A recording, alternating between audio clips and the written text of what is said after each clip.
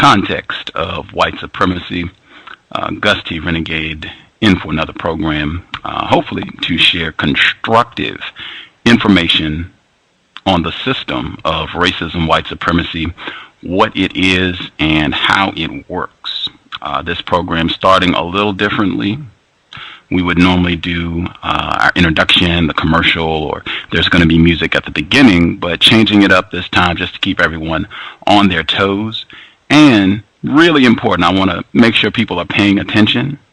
I learned so much. I want to try to share as much information as possible with listeners for this program, just to begin to set the tone and provide context, starting with an article. This is, again, reporting from dailymail.co.uk. The title of this report, Teenagers Accused of Race Hate Murder Went Out Looking for a Victim and Bragged about the Killing.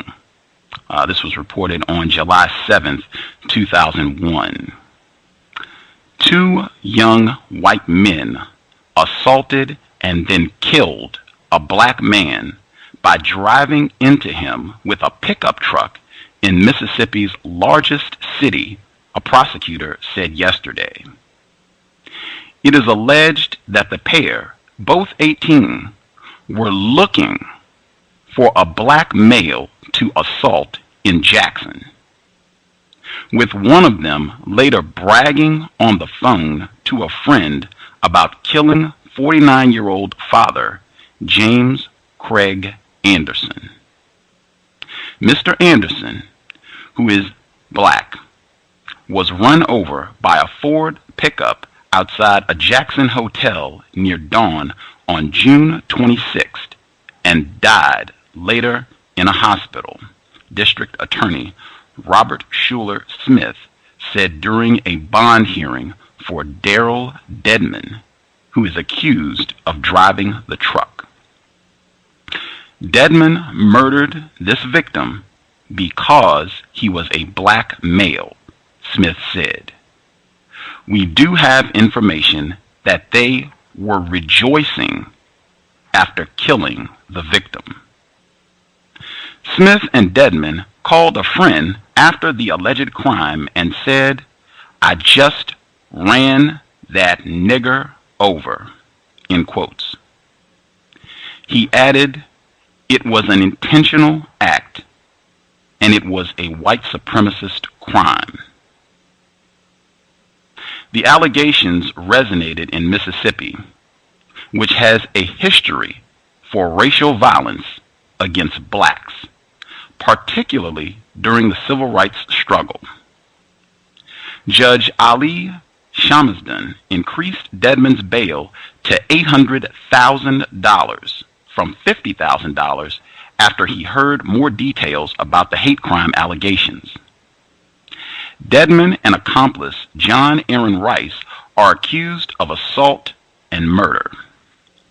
Dedman's attorney, Lee Agnew, said during court that he's seen nothing to back up the racial allegations, in quote, and that the prosecution's case was based on a lot of hearsay and biased conclusions. Dedman, a thin teen with blonde hair, shook his head from side to side when Smith questioned a police detective and suggested that Anderson had been run over several times.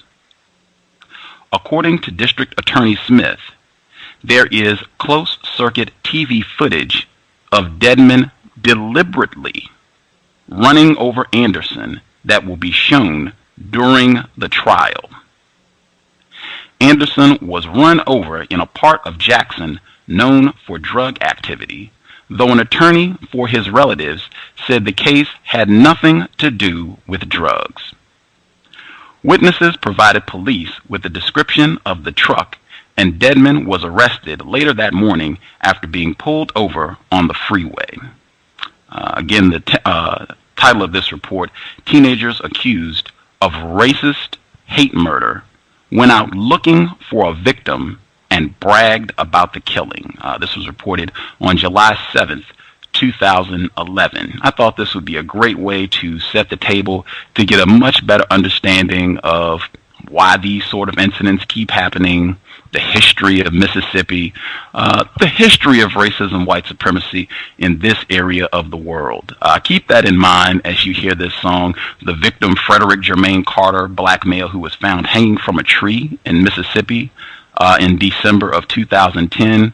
Keep all that in mind as you hear this song, which we open the program with regularly. Keep that in mind for the duration of today's broadcast, Context of White Supremacy.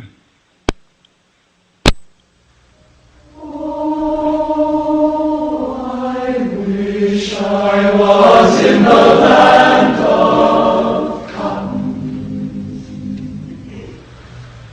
Old times there are not forgotten. Look away, look away, look away,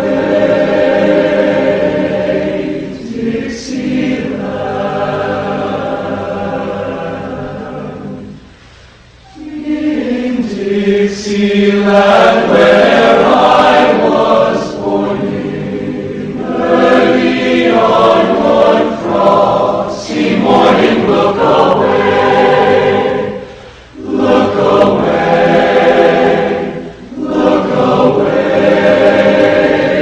Dixieland.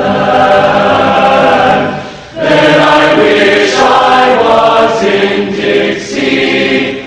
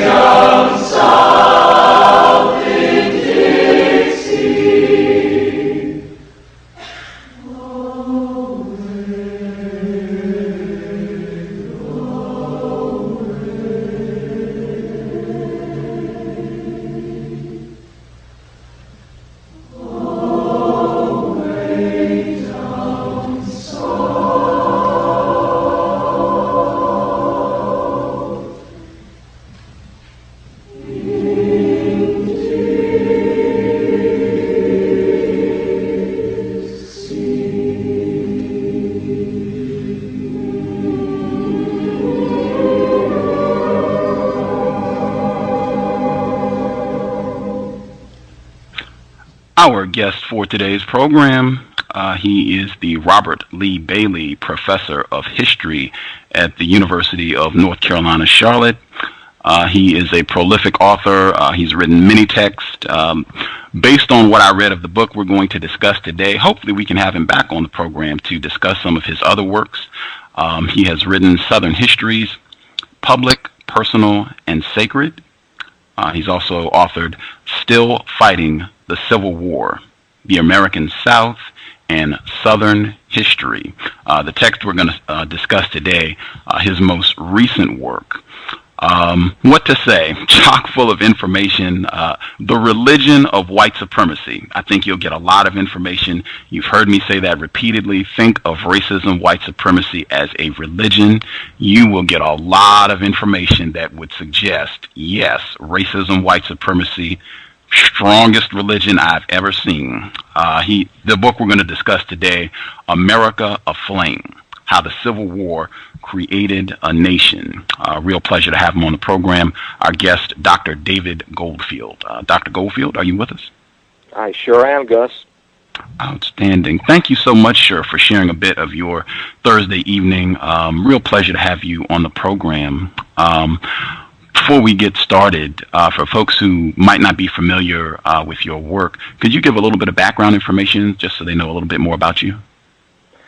Well, I'm originally from Memphis, Tennessee, and I grew up in Brooklyn, New York, and went to school in the Washington, D.C. area. I would say if any place I would call home, it would be Washington, D.C. So I sort of have a border mentality, some in the south, some in the north, but a good deal right on the border between north and south, and I've lived in the south most of my life. Groovy. I want to try to cover as much material as possible. For listeners, if you would like to check out more of Dr. Goldfield's work, his books, his website, www.davidgoldfield.us. You can check out, you can see his books, get more information. This program, Context of White Supremacy, I have unfortunately concluded that we are in a global system of racism, white supremacy.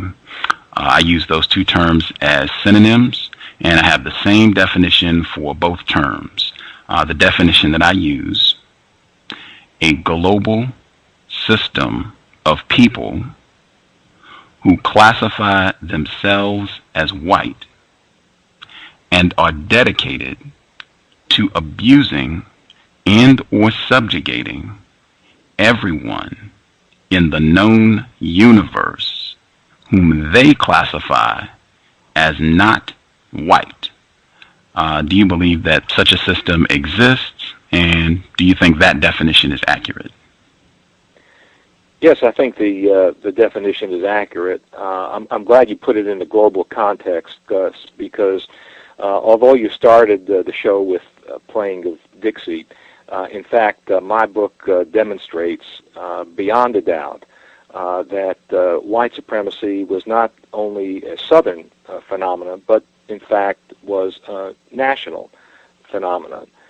And one of the things that prompted me to write this book is that historians have framed both the coming of the Civil War and the Civil War itself as a clash between two different civilizations. One, the North, the Republic of Virtue, and second, the South, the evil empire. And my book tries to get out of that framework and show that, in fact, both sides were culpable, both in bringing on the war and also in the failure to provide African Americans with the basic rights of American citizenship. In fact, Gus, while the Republican Party was trying to force Mississippi and Alabama to allow African Americans to vote after the Civil War, their own constituents in places like Indiana and Minnesota and Wisconsin were in the process of taking away the ballot from African Americans. So there's a tremendous amount of hypocrisy there, and I wanted to lay bare that hypocrisy and demonstrate that white supremacy was not merely confined to the South, but was a national culture. And I use the word culture advisedly because it was ingrained in almost every policy, and not only toward African Americans, but also toward Native Americans as well. If you look at our Indian policy in the 19th century, you can certainly see this element of white supremacy, and not only against Native Americans, but also against immigrants who many white Americans, white European Americans, believed were of different races, particularly those from Southern and Eastern Europe. So this idea of white supremacy was not only confined to African Americans, but also adopted and applied to other groups as well during the course of the 19th century and on into the 20th century. In fact, Thomas Nast, one of the great cartoonists of the 19th century, himself a German immigrant, he gave us Santa Claus, he gave us the Democratic donkey, the Republican elephant. Every time he drew an Irish person in his political cartoons, the Irish person was monkey-like.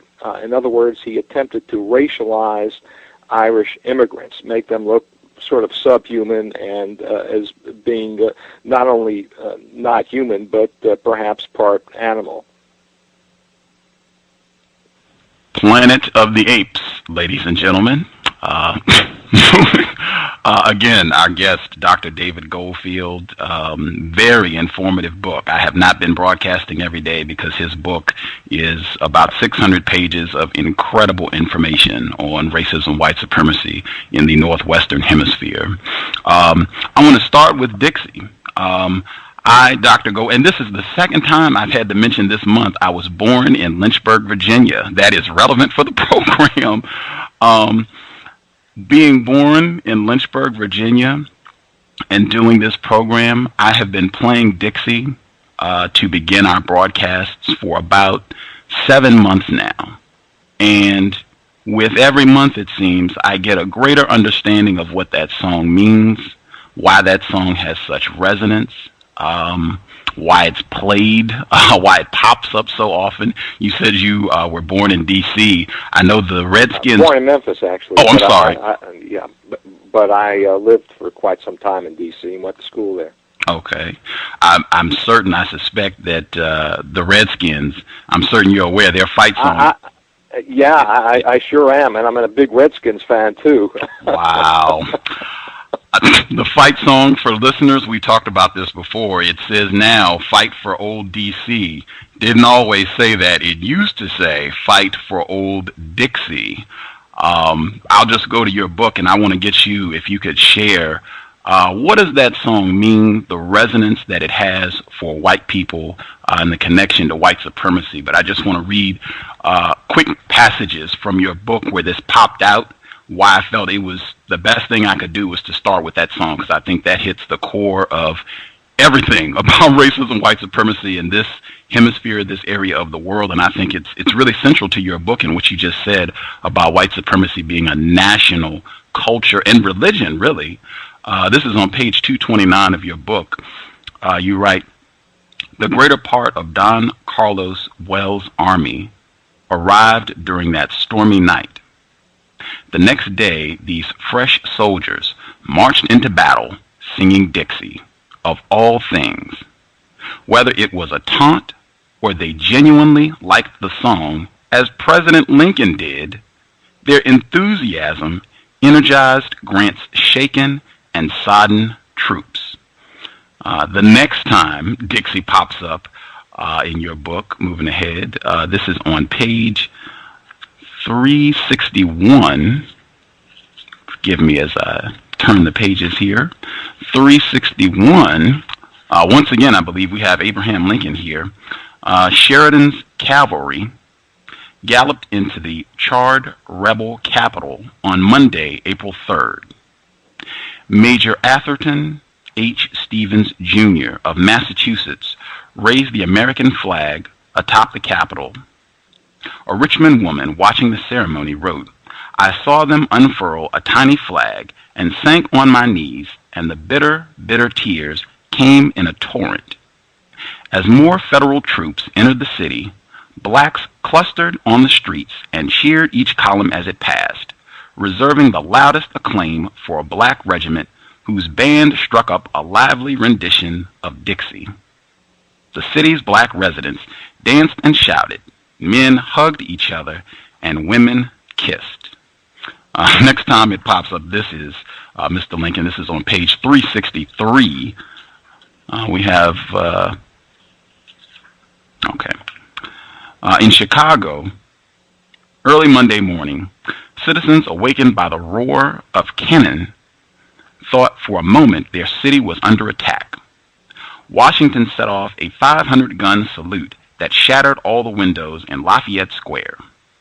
President Lincoln appeared before a large crowd around the White House and asked the band to play Dixie, one of the best tunes I have ever heard.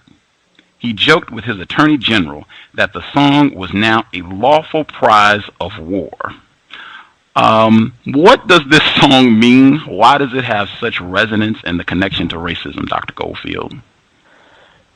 It was an American song. It was written by Northerners, actually, and adopted by the South as its theme song during the Civil War. But one of the things that you and the listeners should understand is that during the Civil War, both sides had very often the same songs. In fact, the song "When This Cruel War Is Over" was probably the most popular song both North and South, and in fact it was banned by both armies because it was just too sentimental and it made soldiers long for their homes rather than long for a fight on the battlefield. So this was not particularly unusual. The other thing, Gus, is that Dixie represents this longing of place, this beautiful country, and soldiers could relate to it. And I think it's important to understand that the vast majority of Americans at that time lived on farms and small towns, and this song really resonated for them. So Dixie certainly was popular North and South. It was only after the war, Gus, that Dixie became much more closely associated with the South. As the North moved on and moved on into the Industrial Revolution, into urbanization, the South held tightly to its traditions of war and the traditions of the Old South. So Dixie became more of a theme song for the Old South than it did for the North. But that was after the war. During the war, both sides played it often, and it was not unusual to have Northern regiments march into battle with the bands playing Dixie. Sometimes that caused confusion, but the soldiers liked it. It is a pretty lively tune, particularly when you compare it with the Northern anthem, which was frequently sung, and that was the Battle Hymn of the Republic. That's a pretty serious tune. I mean, you're talking about loosing God's swift lightning with his terrible swift sword. It's not a little ditty talking about home and family and cotton fields. It's a pretty serious song. Okay. Now, so you're saying that originally it didn't have the association with the South. Everybody, I guess, enjoyed this tune for whatever reason. It wasn't until after the Civil War that it became more so associated with the South. Right, and that's different, Gus, from, say, the Confederate battle flag. The Confederate battle flag, the final one, which was adopted in 1863, there was no doubt that from the beginning the Confederate battle flag was associated with white supremacy. If you read the debates in the Richmond legislature, in the legislature of the Confederate States of America, you will see that the congressmen and the senators of the Confederacy associated the banner with white supremacy.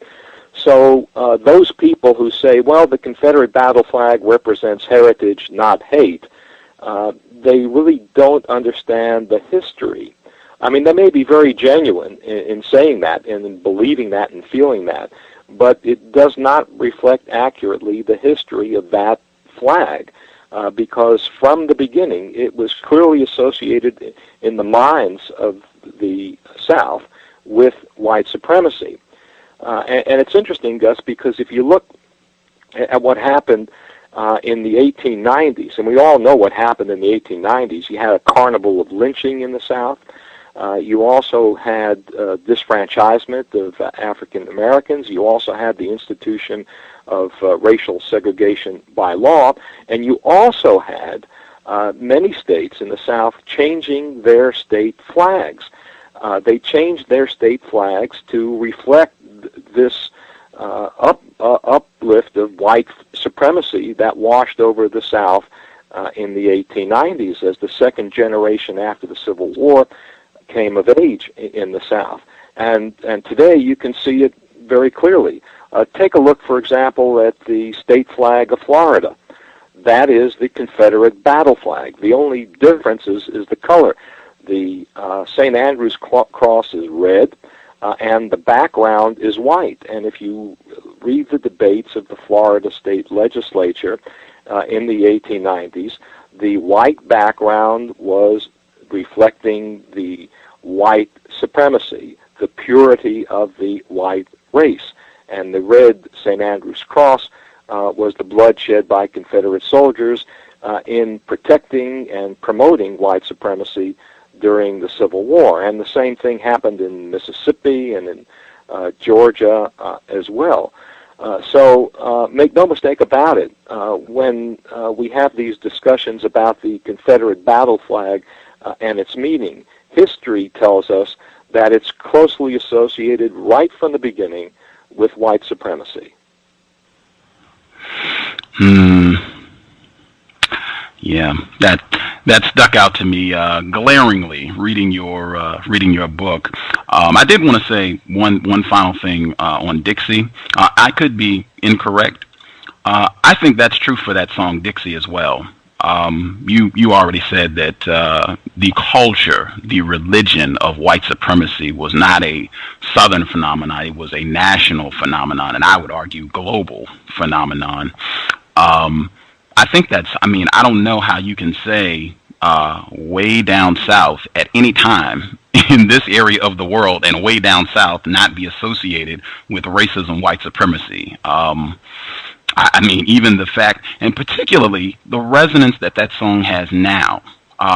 Once I began playing it on the program, I became much more sensitive to how often that song is played. And when I hear it now, when it pops up in Gone with the Wind that got nominated for 15 Oscars, when it pops up, I heard it most recently, Frankie and Alice, movie that came out in 2010 with Halle Berry. Her character is a black female who has multiple personality disorder. One of her alternate egos is a racist white Southern woman. And when she switches to this personality, she starts saying nigger. And at one point, she bursts into whistling Dixie. When I see things like that, that makes me think, yeah, this song probably always was associated with white supremacy. It certainly is now. And the fact that it's put the Redskin fight song, Fight for Old Dixie, that lets me know a lot about, I think that song is like the hymn for racism, white supremacy. I could be incorrect. I don't know. Does that sound logical to you, Dr. Goldfield? Yeah, I think you make a good point. The only correction I would add is that song was written before the Civil War, and it was written in the North by Northerners. In fact, there's some discussion that one of the lyricists might well have been a black person longing for the South. So it may not have had that racial connotation, certainly not to that black lyricist who may have composed the song. But certainly after the Civil War, it took on that meaning. There's no question about it. Wow, that is right depressing. Wow. Okay. Your book. I started with Dixie. I could be wrong. I think Dixie is a core part of this, but it pops up repeatedly. Could you tell our listeners what the ultimate purpose, your objective in writing America Aflame is? My ultimate objective was to make the history of the coming of the Civil War and the Civil War and Reconstruction after the Civil War was to put it in a broader perspective. For the past 50 years, Gus, this is how historians have written about the Civil War. One, that the origins of the Civil War, slavery caused the Civil War. Without slavery, no war. Secondly, that the Civil War was a war of liberation. It liberated 4 million slaves and saved the Union. Therefore, all the deaths and destruction that occurred during the Civil War was worth it. And finally, Reconstruction, although it started off promising, ultimately it ended in failure. Failure in the sense that African Americans did not attain their civil and political rights. Now, there's nothing really wrong with that broad interpretation, but I found that it was incomplete. Because you say slavery started the Civil War, you have to account for why the war began in 1861, because we had been a slaveholding nation ever since the beginning of our nation. Why all of a sudden in 1861 did slavery cause a war. We had compromised on slavery in the Constitution. Our Constitution is a compromise with slavery. We had compromised on slavery in 1820 over the Missouri crisis. We had compromised on slavery in 1850 over the admission of California as a free state. Why then could we not compromise on slavery in 1861? And my answer is that political issues by 1861, actually earlier than that, political issues had become moral issues. And when in our system of government, you will always find that some of the greatest pieces of legislation, you look at the civil rights legislation of the 1960s, that legislation occurred as a result of give and take. The Republicans were very much involved in civil rights legislation, surprisingly enough.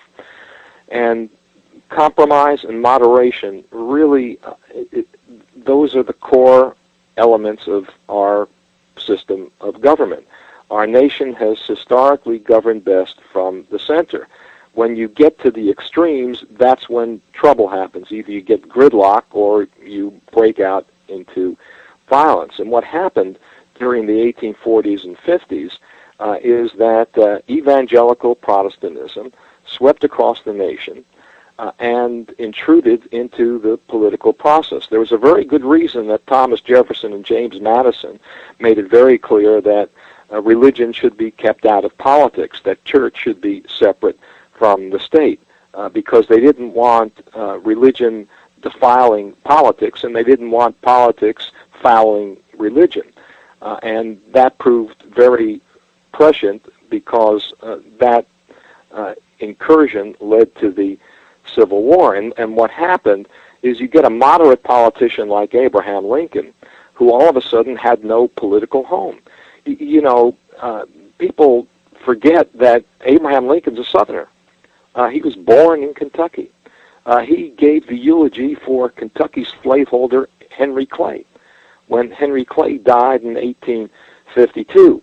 In fact, some of his political colleagues called him that slave hound, meaning that he was pro-slavery. He wasn't, but he was always a moderate. And he believed that, okay, slavery is protected by the Constitution, therefore we cannot legislate it out of existence. Now, personally, he hated slavery, but he believed that this country was a nation of laws, and the laws at that time protected slavery. So Abraham Lincoln didn't have a political home, so he went into the Republican Party, and the Republican Party was an extreme party. Why was it an extreme party? Well, the Republican Party was the party of Northern evangelicals.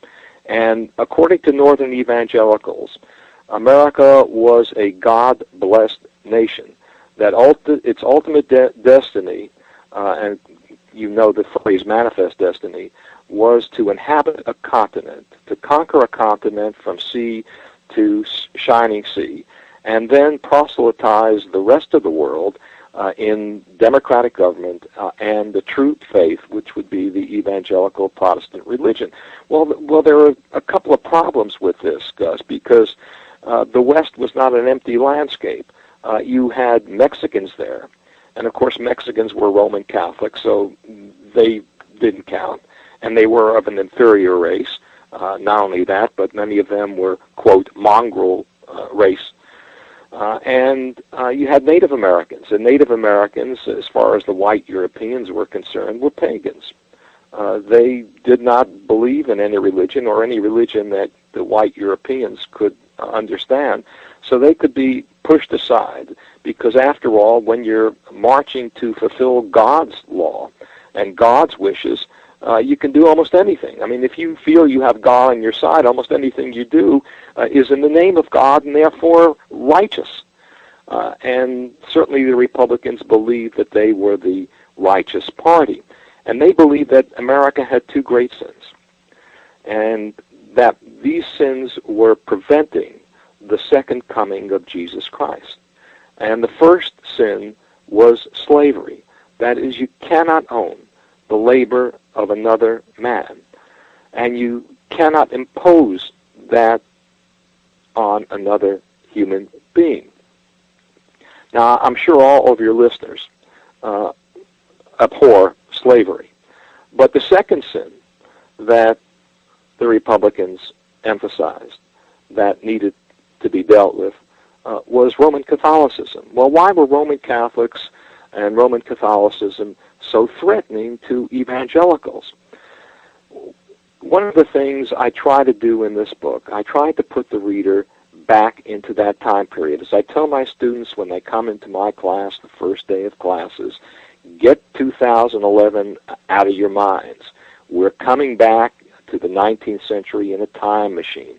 Get your sense of superiority, the values you hold, everything that you think of in terms of 2011, just erase them from your minds, because I want to put you back into not only the shoes, but into the hearts and into the minds of the people who lived at that time. I want you to accept these people on the grounds on which they walked and the thoughts which they thought. And if we do that, we can see that Americans were very, very worried about their system of government in the 1840s and 1850s because we were the only system of government where government existed by the consent of the government. There was no other country in the world at that time that had our system of government. And when you're alone like that, you have a sense that your government is very fragile, and there are threats to your government. And many northern evangelicals believed that slaveholders were threats to democratic government, and Roman Catholics were a threat to democratic government. Why was that the case? Well, the belief was that Roman Catholics would hold their allegiance not to the President of the United States, but rather to the Pope in Rome, and therefore would be a subversive force of American democracy.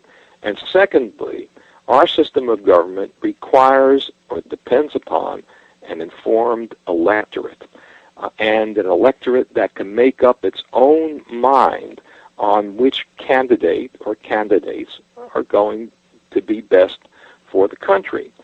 Well, the feeling was that Roman Catholics don't think for themselves. The feeling was that Roman Catholics are told what to think by their priests, by their bishops, by the archbishops, and ultimately by the Pope. So in that sense, they are also subversive. Now, this sense of Roman Catholicism and Roman Catholics as sort of a fifth column, as a subversive element in American society, became very palpable when, within a course of 10 years, between 1847 and 1857, 1 million Irish Catholics came to America. Now, 1 million people may not seem like a lot in our big country now, but when you had a much smaller country, 1 million people, that's a lot of folks. And they tended to concentrate in the cities of the Northeast and Midwest. And as a result of this, violence erupted. Now, Protestant working men feared these Roman Catholics. They feared them because they felt they were coming to take their jobs, they were coming to take their neighborhoods, and they were coming to take their women. Does all this sound familiar, Gus? Yes, I'm sure it does to your listeners, because all you have to do is substitute black for Irish Catholic, and you got this recurring theme in American history. So as a result, violence erupts in cities across the Northeast and Midwest during the 1840s. Almost every election day you had a sectarian riot. I mean, we were like Northern Ireland during the 1840s and 1850s. And I guarantee you, Gus, you walk down the street of Philadelphia or Baltimore or Boston or Chicago or Cincinnati in the 1850s, and you ask someone, what's the greatest threat to America? They wouldn't have said slavery. They would have said, depending on whether the person was a Catholic or a Protestant, well, it's the Catholics or it's the Protestants. We had a lot of sectarian strife, and the worst riot occurred in New York City in 1857 on July 4th, between Protestant and Catholic gangs, and that conflict was immortalized in Martin Scorsese's movie Gangs of New York.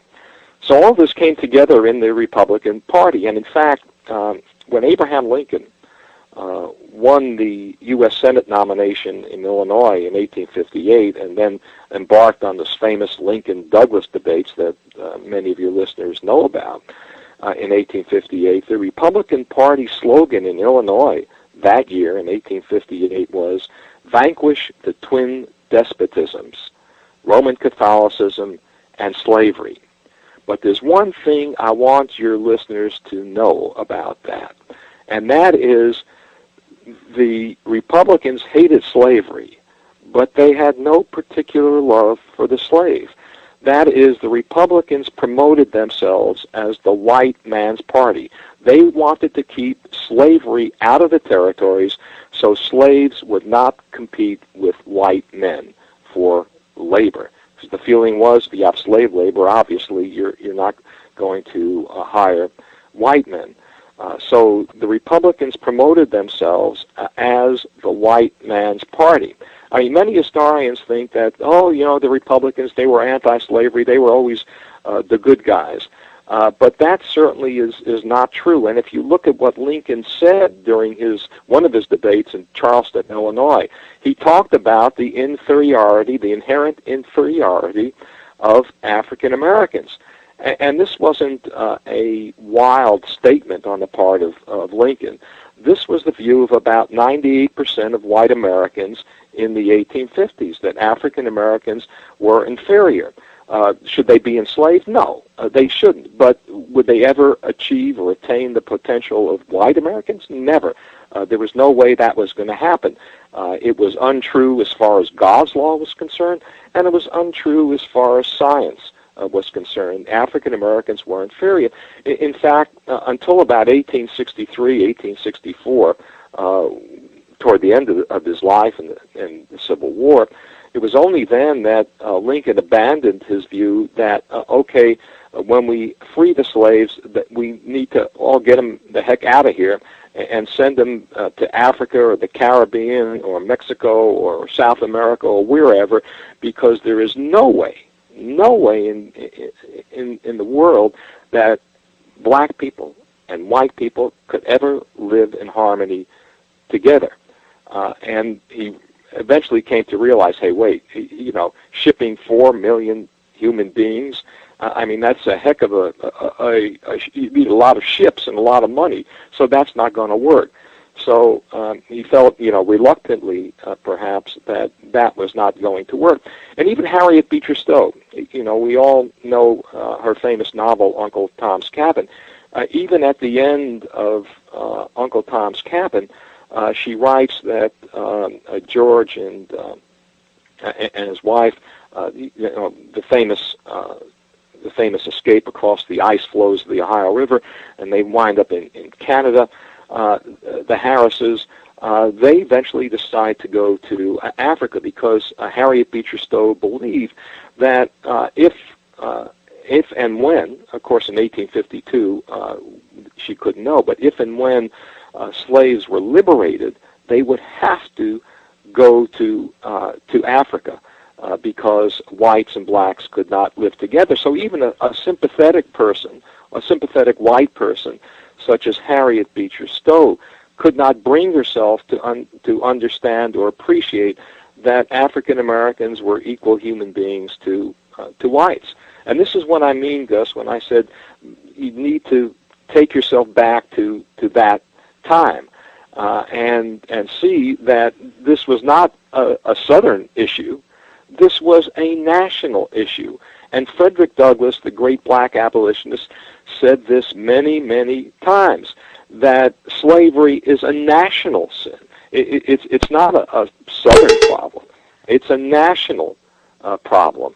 And that's I think, something we need to understand. Yeah, sure, Southerners held slaves, but Northerners profited from slavery just as much as Southerners did.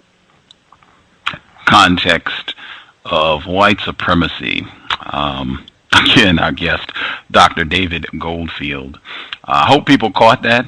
And I guess the thing I'm alluding to, he said during this time period, 98% of white people felt that black people were inferior. I would say pretty much non-white people in general. I think just looking at their treatment of so-called Native Americans, Mexicans, everyone that they classified as not white at that time, even so-called Irish. I think that would pretty much be true. If you're not white, you are beneath us, and whatever should you're not worthy of any sort of humane treatment. I guess the thing I would say when I read your book, the thing that was helpful for me was to keep in mind that we are in a global system of white supremacy. We are now, and we were then, talking about the 19th century, 1800s, most of your book dealing with. And it really helped me to get a lot of, it really helped inform me a lot as to the national structure of white supremacy at that time. It's not something that's just limited to the South.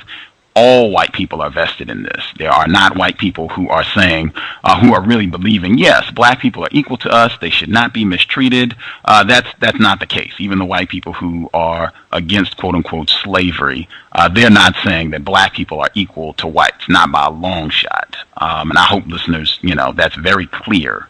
The other thing that I got from your book, you talk about how religion, the role that played in bringing about the Civil War in 1861 when it happens.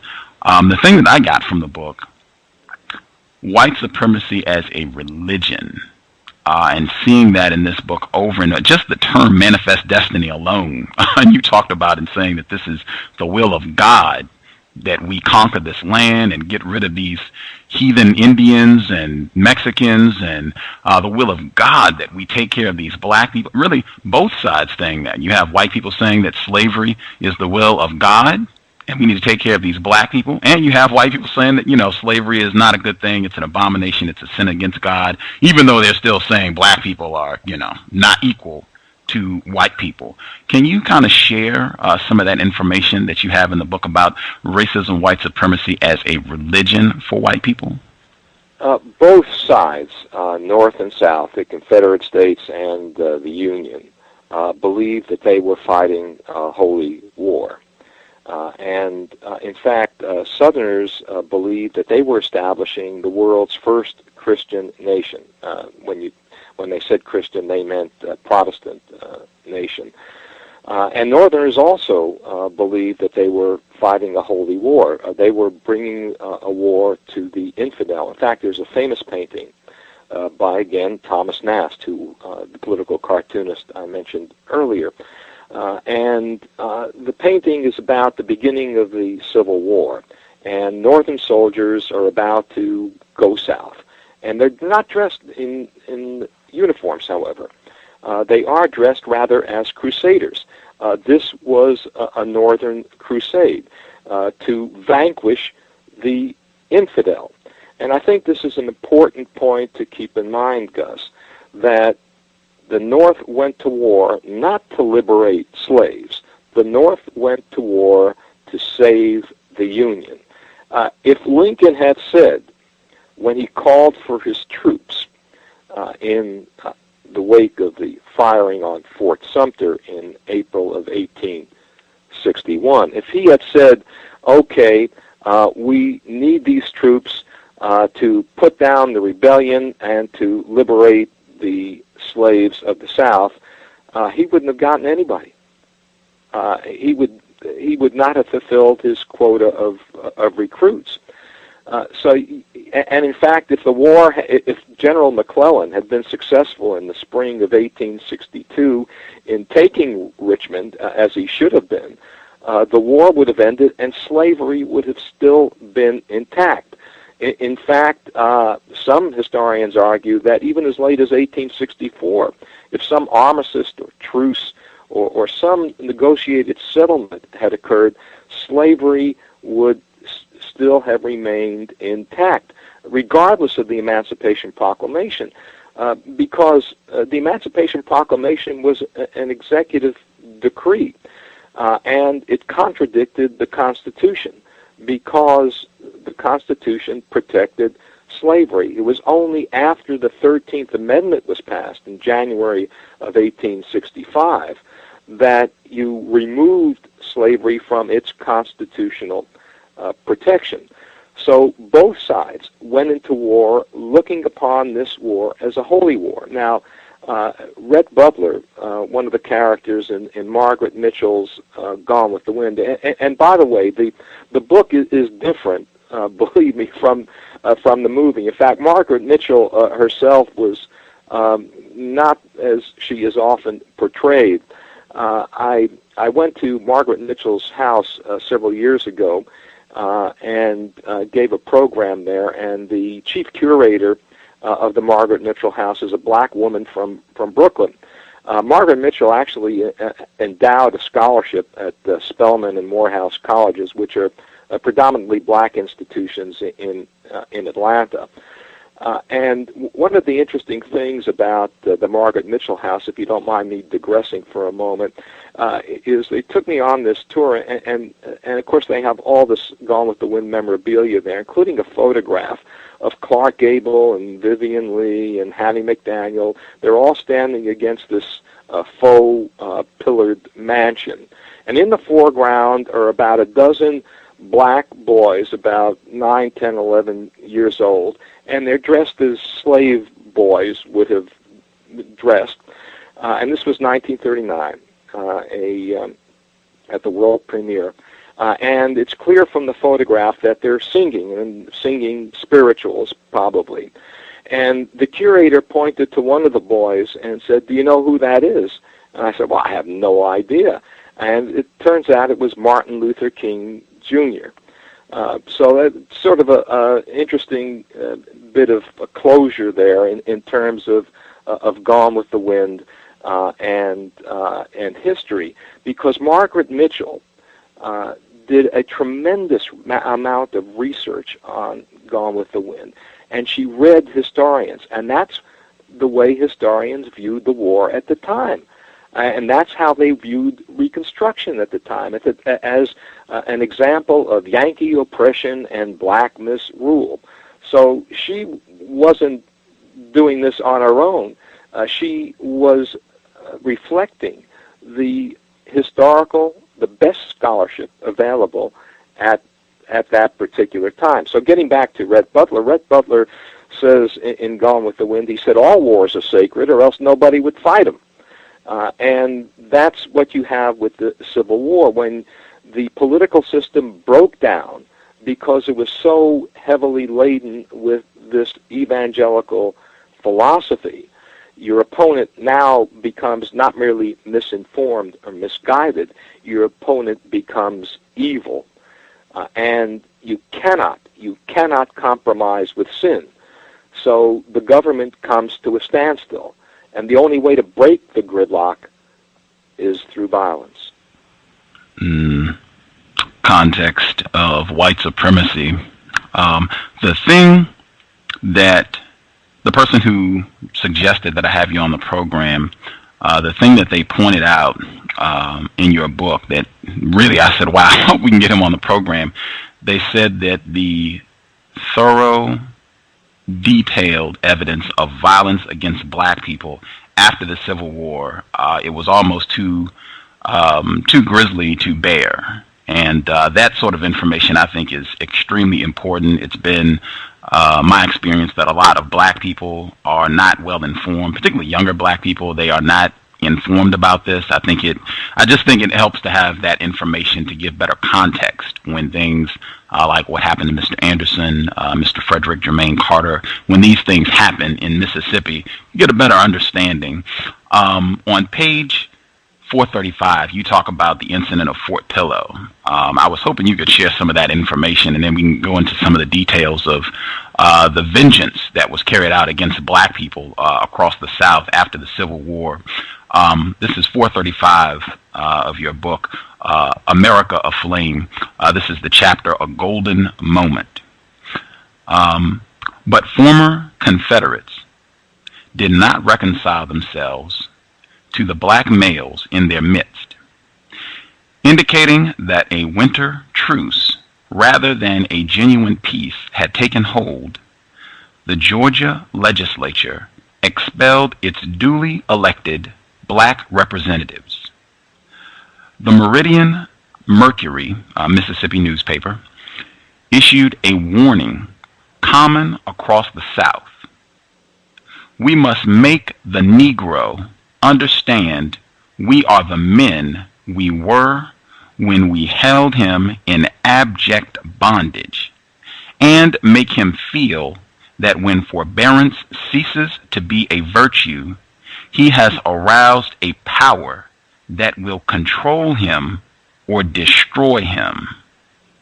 The Nashville Republican banner was even more explicit in its threat of violence, evoking a chilling memory.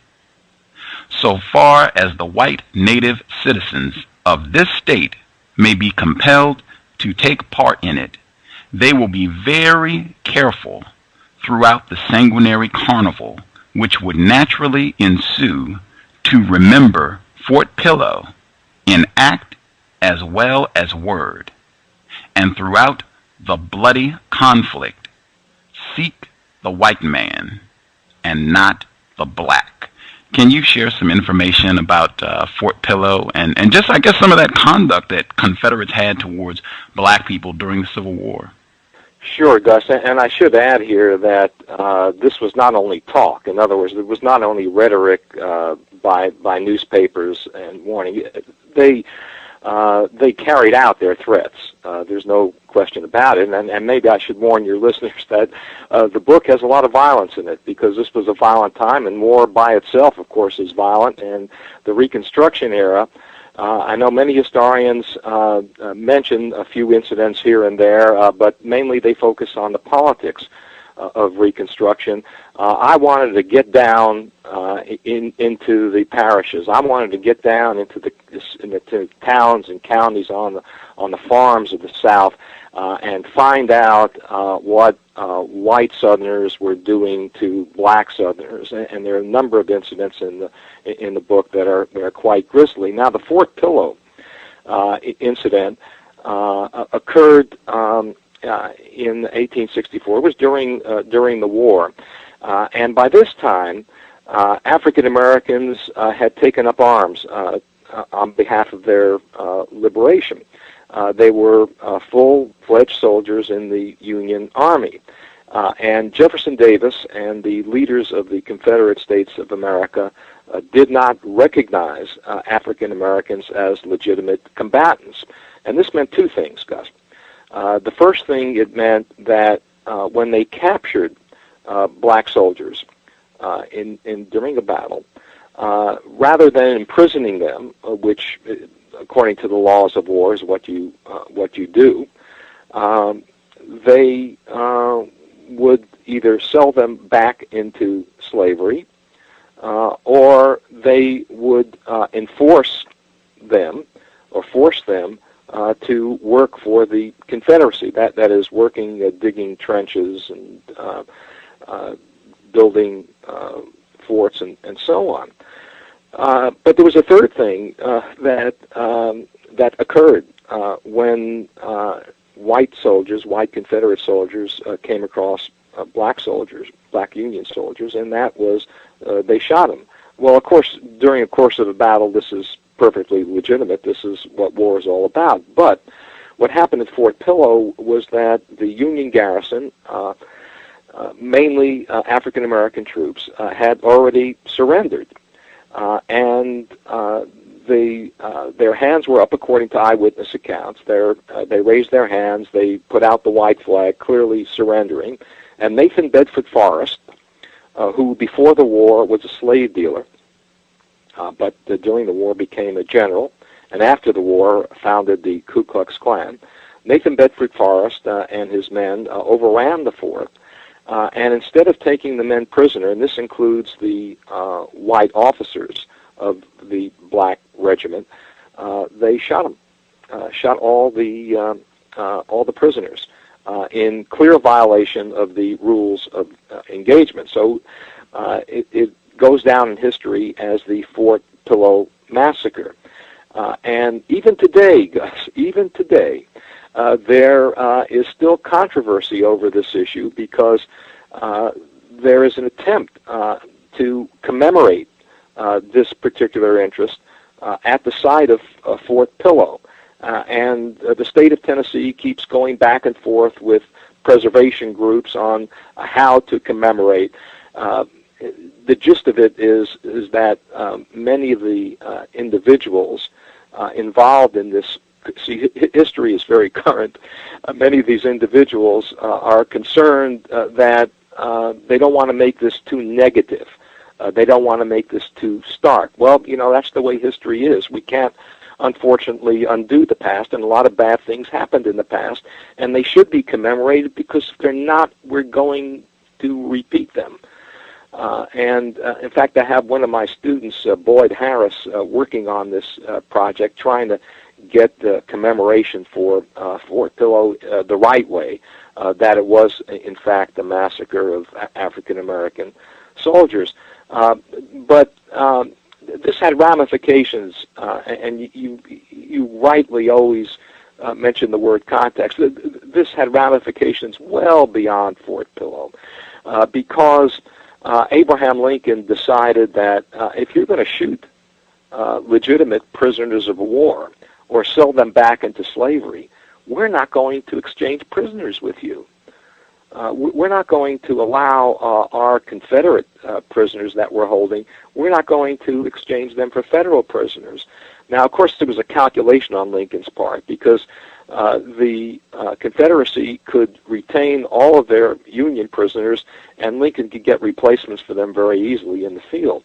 But the Confederacy could ill afford to lose these men to combat because they were holed up in a Union prison.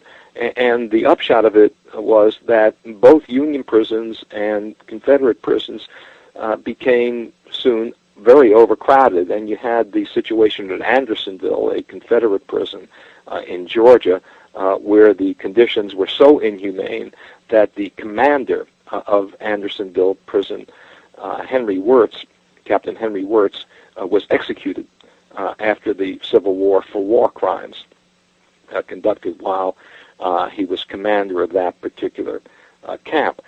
So the treatment of African Americans during the war, I think, gives a portend of what the treatment would be like after the war. Because consider this, every time a white Southerner saw a black man after the war, that he believed that that black man or black woman was directly responsible for his misery, his economic misery, the fact that they had lost their independence, the fact that they had lost all their property, the fact that they were impoverished, and the fact now that you had Yankee troops walking around the streets of southern towns and cities. So there was a tremendous amount of resentment. But again, I need to stress that this resentment was not only in the South, it was in the North as well. Because of the carnage of the Civil War, many white Northerners believed that African Americans were in fact responsible for the war. And so you, instead of getting a liberation of free blacks in the North and an extension of their civil rights, you get exactly the opposite. As I mentioned earlier, you get the franchise taken away, you get racial segregation, you get expulsion from schools, you get expulsion from jobs. So the free black in the North, his and her, their status in society declines after the Civil War, when you would think that, just intuitively, you would think that it would increase. But again, and some of the greatest abolitionists were part of this white supremacist movement in the North. Again, emphasizing the fact that the Republican Party was the anti-slavery party, but they were not the pro-black party by any means. Wow. I want to share some of the details with our listeners. This is, I guess, the reestablishment of white terrorism in the South after the Civil War. And I mean, you make it extremely explicit that white people, they're very clear. This is like primary objective. The South is in ruins. Tatters, starving, and white people's primary concern. We are going to make sure that we get our our niggers, back under control. Just some of the passages that you have in the book. Just incredible information. This is on page 425, and you write, from venues presented as many challenges to white authority as, few venues presented as many challenges to white authority as southern cities. In the spring and summer of 1866, race riots erupted in Memphis and New Orleans. Both episodes involved the assertion by freedmen of their presumed rights. In Memphis, recently discharged black soldiers clashed with white police over the arrest of a black man. The rapid growth of the city's black population and vigorous enforcement of vagrancy laws heightened tensions between the police and freedmen. Retaliating against the assault on the police, white mobs invaded the black section of Memphis, torching homes, businesses, and churches, and attacking residents.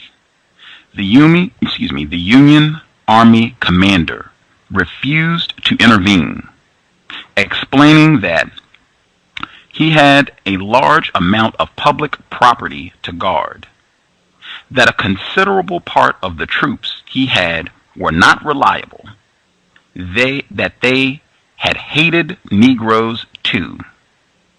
The dead included 46 blacks, including 3 women and 2 children, and 2 white men. The local newspaper endorsed the outcome. The late riots in our city have satisfied all of one thing, that the Southern men will not be ruled by the Negro. The Negroes now know, to their sorrow, that it is best not to arouse the fury of the white man. The second passage that I'll share, this is on page 497. The end of 496 and 497. The boldest assault occurred in New Orleans in September 1874. I'm going to make sure I include the above paragraph as well. The cumulative impact of these decisions and the prevailing social and economic context of the era encouraged bolder attacks against the remaining Republican governments. White paramilitary groups closely tied to the Democratic Party now operated openly in Louisiana, Mississippi, and South Carolina. Leaders announced a white line policy, inviting all white men, regardless of party affiliation, to unite and redeem the states. Black Republicans feared not only for their political future, but also for their lives. The boldest assault occurred in New Orleans in September of 1874, when leading citizens and Confederate veterans organized as the White League. Leading citizens, led 8,500 men in an attempted coup to oust Republican Governor William P. Kellogg and members of his administration. The League's manifesto, promulgated in July 1874, offered a clear indication of its intentions. Having solely in view the maintenance of our hereditary civilization and Christianity menaced by stupid Africanization, we appeal to the men of our race to unite with us against that supreme danger in an earnest effort to re-establish a white man's government in this city and the state. These were no mincing words or veiled threats. Can you talk about this re-establishment of white domination? Many historians have looked upon this as an example of white intransigence in the South and Northern indifference. I don't do that. I think that Northern whites were just as complicit as Southern whites in not only denying the civil and political rights of African Americans, but in denying those rights violently. I think it's very important for your listeners to understand that African Americans did not take all of this lying down. They were not merely passive victims. They did try to assert their civil and political rights, often at great personal and economic peril. But of course, they lacked the overwhelming firepower. They lacked the control of the judicial system, and except in the state of South Carolina, they lacked control of the legislatures. So it was very difficult to retaliate. And of course, any type of resistance on the part of African Americans was met with a tremendous fury on the part of whites. Now, Gus, you read something about the first riot in New Orleans in 1866, and that the Union Army just sat on its hands and didn't do anything. And that was true of Union soldiers throughout the South. But Union soldiers, many of them left the South after 1866. You know, I have to laugh at some of my neighbors here in North Carolina who talk about the Reconstruction period as a time of Yankee oppression. Where were the Yankees? Well, the soldiers had to go off to fight the Indians because you had the Plains Indians War during that time. So they were out in Kansas and Nebraska and Wyoming and the Dakotas, and not in the South. So there really wasn't a Union military presence, and even if when there was, they just didn't do anything. The irony of that situation in New Orleans is that the New Orleans City Police finally restored order, and the New Orleans City Police was under the command of former Confederate General James B. Longstreet. So there is a supreme irony, the Confederate general intervening to protect African Americans while the Union general would not. And then again, that emphasizes the fact that white supremacy was a national phenomenon and not specifically Southern. But getting back to the redemption or the retaking of the South by white supremacists in the South, Northerners weren't indifferent. They were complicit in this because they decided not to intervene in the South and, in fact, encourage the South because they believed that they, in the North, had the same problem that white Southerners were confronting, and that is the problem of an unqualified electorate and also a group of people threatening jobs, housing, intermarriage, and that group was, of course, the Catholic immigrants, because immigration generated a considerable amount of new citizens in the years after the Civil War, because with peace, of course, immigration continued from Europe, particularly from Catholic countries like Italy, like the Italian states, and, of course, from Ireland. There's this wonderful cartoon that I have in the book by, again, Thomas Nast. And the headline of the cartoon is The Ignorant Vote. And he has two figures on a balance scale. On one balance is a black person, and under it he says the South. And on the other balance is an Irish person, and you could tell he's Irish because he's a monkey. And the caption says the North. And the caption for the entire cartoon is called The Ignorant Vote. In other words, Northerners felt that they were dealing with the same problem that Southerners, white Southerners, were dealing with, and that is a group of ignorant people who had no business in the political arena.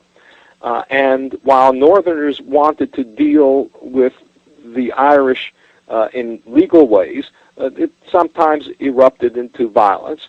But Southern whites had no pretense that they were dealing with their, quote, ignorant group violently.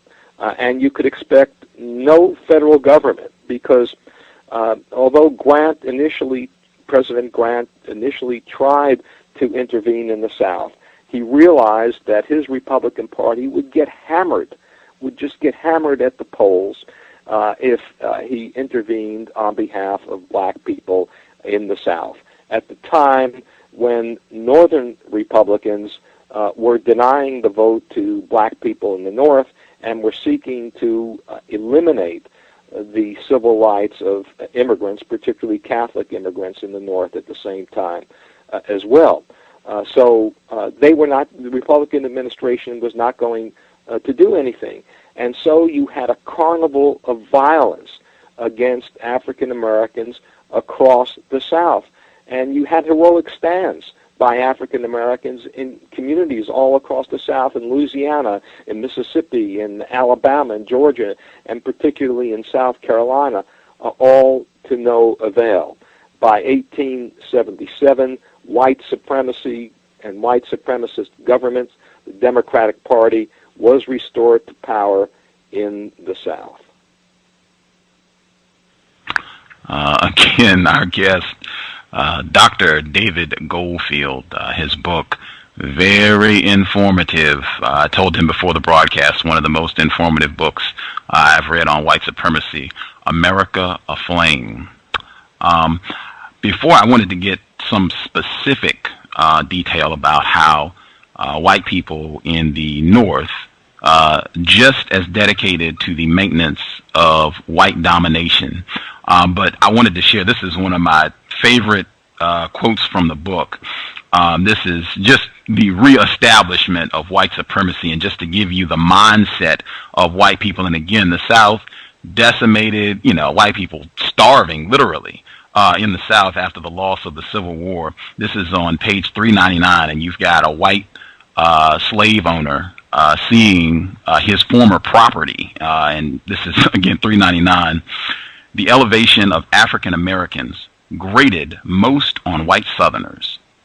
Watching a contingent of black soldiers marching through the streets of Mobile, a white resident explained, "There's my Tom. How I'd like to cut the throat of the dirty, impudent, good-for-nothing." Just incredible lines like that. I mean, you really get to feel like you're on the streets watching this and hearing these sort of remarks being made. At any rate, Northern white people and their racism, I thought this was really important because when I hear about Harriet Beecher Stowe, it's always Uncle Tom's Cabin, and this is a white person that definitely was against white supremacy and definitely thought well of black people. And then I'm reading later in your book, and perhaps this is not true. I wanted to share some, just a quick passage. This is on Harriet Beecher Stowe. Henry Ward Beecher, her brother, and one other quick passage just on racism, white supremacy in the North, if you could give us some more detail. With Harriet Beecher Stowe, this is on page 370. Gone also was Stowe's passion for the plight of the slave. She applauded William Lloyd Garrison's decision to dissolve the Anti-Slavery Society. Now that the slave was free, God would take care of the rest. God would finish the great work of liberty he has begun among us, she wrote to Garrison, for the task was clearly beyond her abilities. Attempting to educate the freedmen, Stowe concluded they were suitable only for manual labor. The bright side of the matter was that they would find considerable work in Florida. As whites found the tropical climate debilitating, whites were fortunate to have a, quote, docile race who both can and will bear the climate for them. This would be Henry Ward Beecher, her brother. This is on page 372. As he had made abolition the focus of his antebellum ministry, Beecher promoted reconciliation as the theme of his post-war sermonizing. Reconciliation was not a mutual exercise, however. White Southerners did not reciprocate, and when they seemed to, it was often superficial. Northern reconciliation involved accepting the perspective of Southern whites. Beecher carried this theme from the pulpit to a novel, Norwood, written in 1868, where he portrayed the white protagonist, Tom Haywood, as a brilliant young Southerner. The black character in the book, Pete Sawmill, was a great black, clumsy moving fellow. Worse, Pete lacked the Yankee virtue of hard work. He had no purpose in life and no trade or calling. He was an idle fellow, little more than an overgrown child. The last passage I'll read, this is again Racism, White Supremacy in the so-called North. This is on page 431. Republicans in Congress had applied a different standard to the South from the one they supported in their own jurisdictions. Blacks could vote in only 8 of the 22 northern states, and between 1865 and 1869, voters rejected equal suffrage referendums in 8 of 11 northern states. The reason for these electoral setbacks was clear to the nation, a Republican magazine. It would be vain to deny the fidelity of the Republican Party to the cause of equal rights has been one of the chief causes of its heavy losses. And this is talking about after the Civil War, the Republican Party being associated with equal rights, making black people equal to white people, and no white people are endorsing that. They're commenting on how this has hurt their party, that some people seem to think Republicans are about making black people equal. Can you comment on some of these passages and again the northern racism, white supremacy? I think you've put your finger on a very central point in my treatment of Reconstruction, and that is both North and South, white Northerners and white Southerners were complicit in denying African Americans the fruits of that freedom for which many African Americans fought during the war and sustained the Union victory during the war. The problem was, and this gets back to what you said earlier about the religion of white supremacy. Evangelicals believed that slavery was a sin, but they believed the institution was a sin. They did not necessarily believe that to denigrate, to subvert the slave, once free, was a sin at all. And in fact, when Henry Ward Beecher, who was he's probably the leading evangelist of the time, Henry Ward Beecher said that you cannot expect white Southerners to grant equal rights to African Americans. And when someone pointed out to him, well, it's not only a question of granting rights, it's a question of granting him the right to live because of the violence. And he said, well, a lot of that stuff is exaggerated, and you have to understand, you have to put yourself in the white Southerners' point of view that, he resents the African and so on and so forth. And a lot of the former abolitionists now preach reconciliation. And reconciliation is a code word. It doesn't really mean what it says. Reconciliation means that, okay, white Northerners and white Southerners, let's get back together again, and to heck with the immigrants and to heck with the African Americans. That's what reconciliation means. And it doesn't mean that we're all one big happy family. It means we're all big one happy exclusive family. That's what reconciliation means. And you get it from Thomas Wentworth Higginson, a prominent abolitionist, and you get it from Henry Ward Beecher and from his sister Harriet Beecher Stowe, and you get it from Dwight L. Moody, another prominent Union minister, evangelical minister during the Civil War, and after the war he preaches reconciliation. And again, reconciliation is a code word, and I think this has thrown some historians off when they say, well, it's great. I mean, you don't want to hate your neighbor after a war. You all want to get together. But the fact is that our nation got together on the backs of African Americans. I mean, that's really the point of Reconstruction. It was not a reconciliation of North and South. It was a reconciliation of Northern whites and Southern whites. Wow. Context of White Supremacy. Again, our guest, Dr. David Goldfield. His website, www.davidgoldfield.us. For the folks who called in, if you have questions, you can press *8, and I can get you a line if you have a question for Dr. Goldfield. If you are on the free HD line, it would be *6. And then I think you have to press 1, and I can get your question. I guess I wanted to go back when I read your book and all these grisly details about the abuses heaped on black people.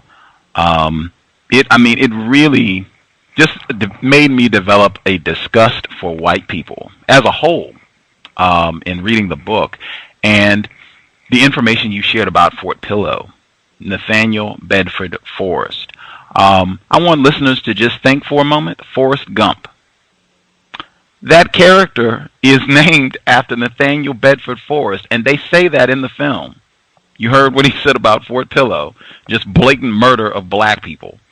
The fact that, I see that sort of thing happen repeatedly. Gone with the Wind is, this national treasure, the book and the film. It showed me a whole nother level of what it means when I say dedication to racism, white supremacy. Wow, I don't even know what to say other than this book really shows white people, I think, in a very poor light, and in particular, when I see now the Confederate flag, it makes me think of all of these things, Fort Pillow and everything that happened after the Civil War. It's almost amazing to me that states like Mississippi and Florida are even allowed to have this as the state flag. I mean, it seems like an endorsement, not just of racism, but treason. Do you have any thoughts on that? Well, it's not only Mississippi and Florida, it's also Georgia has a version of the Confederate national flag in its current state flag, and that's as of 2004. So, we're not talking about ancient history here, Gus. And of course, Mississippi, they had a referendum about 15 years ago on their flag.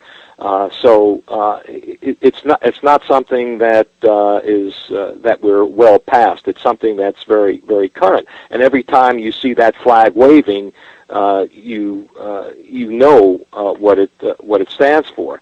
As I said earlier, the argument that these flags stand for heritage, not hate, is just not proven by the historical context. You keep emphasizing context, Gus, and this is essential to understand that when these flags were put into place, the idea was that these flags would represent white supremacy. Why, for example, in 1956, did the state of Georgia decided to include the Confederate battle flag in its state flag? Why in 1956? Well, you've got to understand that you had the Brown versus Board of Education decision, you had the Montgomery bus boycott, you had the continued pressure to desegregate, to dismantle Jim Crow.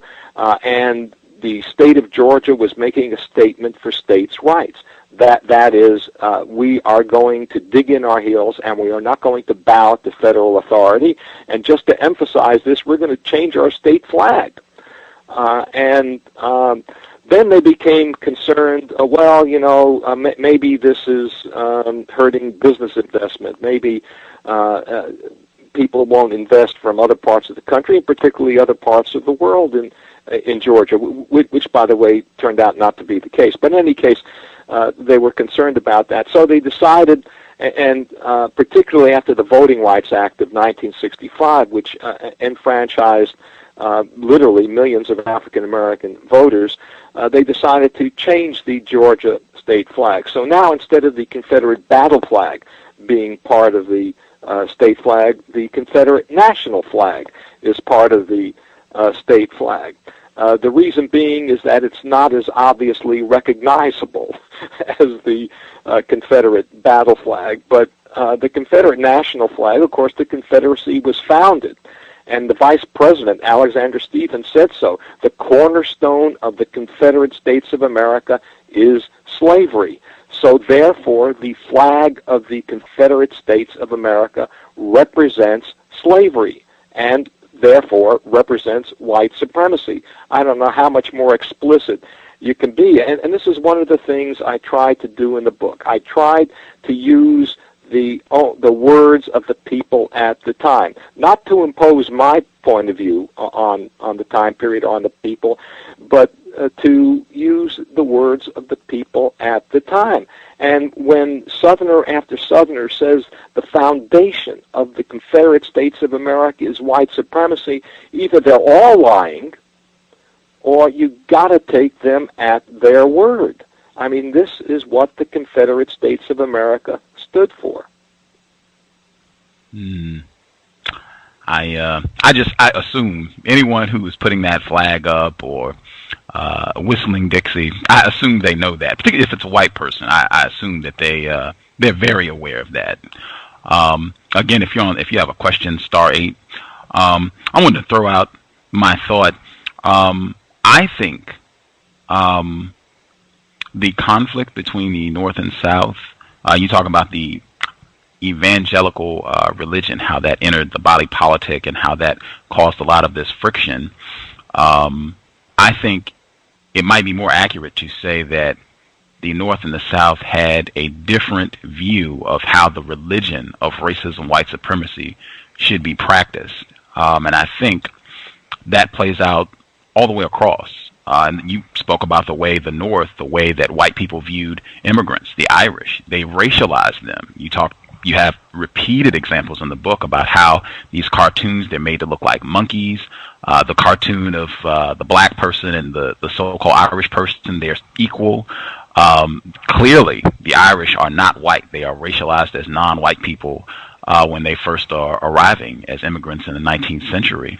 Racialized, and the religion of white supremacy, the religion that they practice is incorrect. They're in violation of the religion of racism, white supremacy. And I think between the North and the South, that becomes clear too. In fact, they racialize one another. You have tons of examples in the book. The South, they racialize Abraham Lincoln. He becomes not white. They have all these examples of the Republican Negro Party, and he's trying to mongrelize us. Tons of examples in the book. And the same, I think, applies for the North, that the South, they are in violation of the religion of white supremacy. They view the caning of Charles Sumner, they view this as, hey, they are in violation of the white code. They're not even treating us like we're white people. I think, to me, that's what it comes across in your book, that this is all about the religion of white supremacy. The North, they have a different version of how this religion should be practiced. It's a more refined version. You shouldn't be as explicit about the way you mistreat your niggers. It almost reminds me of Thomas Jefferson. The beautiful words. It all sounds great, but he's owning 5,000 slaves, raping them, Sally Hemings. It's Thomas Jefferson, the refinement of racism, white supremacy. You don't want to come out and just say we're stomping on black people, that's what we're all about. You want to be refined about it, the practice, the religion of white supremacy. Does that make sense? Yeah, it makes a great deal of sense. Of course, the problem is that a lot of it was not very refined at all. A lot of it was pretty raw, and you've quoted some of the raw moments, and there were many, both in the North and in the South. The thing to keep in mind is that Northern evangelicals believed that slavery was a sin. But they didn't extend that thinking to that inequality or violence were sins, because they genuinely believed in white supremacy. That is, this was God's law. I mean, this wasn't something they concocted. We read in the book somewhere. They believed that the Bible countenanced white supremacy, that the Bible emphasized that white people were superior. So while slavery is wrong, inequality is not wrong. And Southern whites, from their perspective, believed that slavery was a God-blessed institution. For one thing, slavery is sanctioned by the Bible. So if you believe in the literal interpretation of the Bible, then you have to believe in slavery. For the other thing is, the white Southerners said, hey, look, we took the African out of barbarity, out of barbarism in Africa. We civilized the African. Not only that, but we saved his immortal soul by giving him Christianity. Of course, from the slaves' perspective, when the slaves became Christians overwhelmingly, they used Christianity, and they used the Bible for their own purposes, in their own ways, that were diametrically opposed to what the master's view of Christianity was. But nevertheless, you're absolutely right. The religion of white supremacy was, although it was different on both sides, in the final result was the same. That is, they forgot about the person.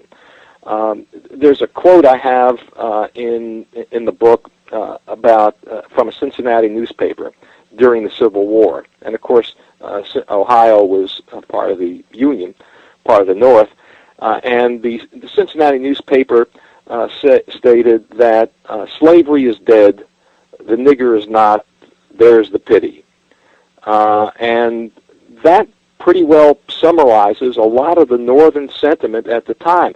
I mean, one of the things your listeners have to know is that the word miscegenation, I mean, we all know that word today. The Democratic Party in 1864 coined that word and said that, look, if you re-elect Abraham Lincoln, you are going to get a mongrel nation.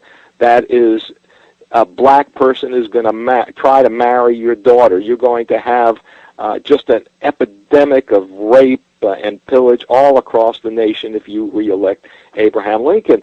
And, as late as August of 1864, Abraham Lincoln's re-election was in doubt. I mean, he was a failed president. The war was going badly. There were riots against his draft notices. And only Sherman's taking of Atlanta and Sheridan's destruction of the Valley of Virginia saved Lincoln's candidacy, and he won re-election relatively comfortably. Had he not, there is no question in my mind that the Union would have been put back together again with the existence of slavery. Wow. I wanted to make sure I got in as well. You mentioned Gone with the Wind. I have not seen Gone with the Wind, but I am looking forward to a chance to watch it as soon as possible, and reading the book.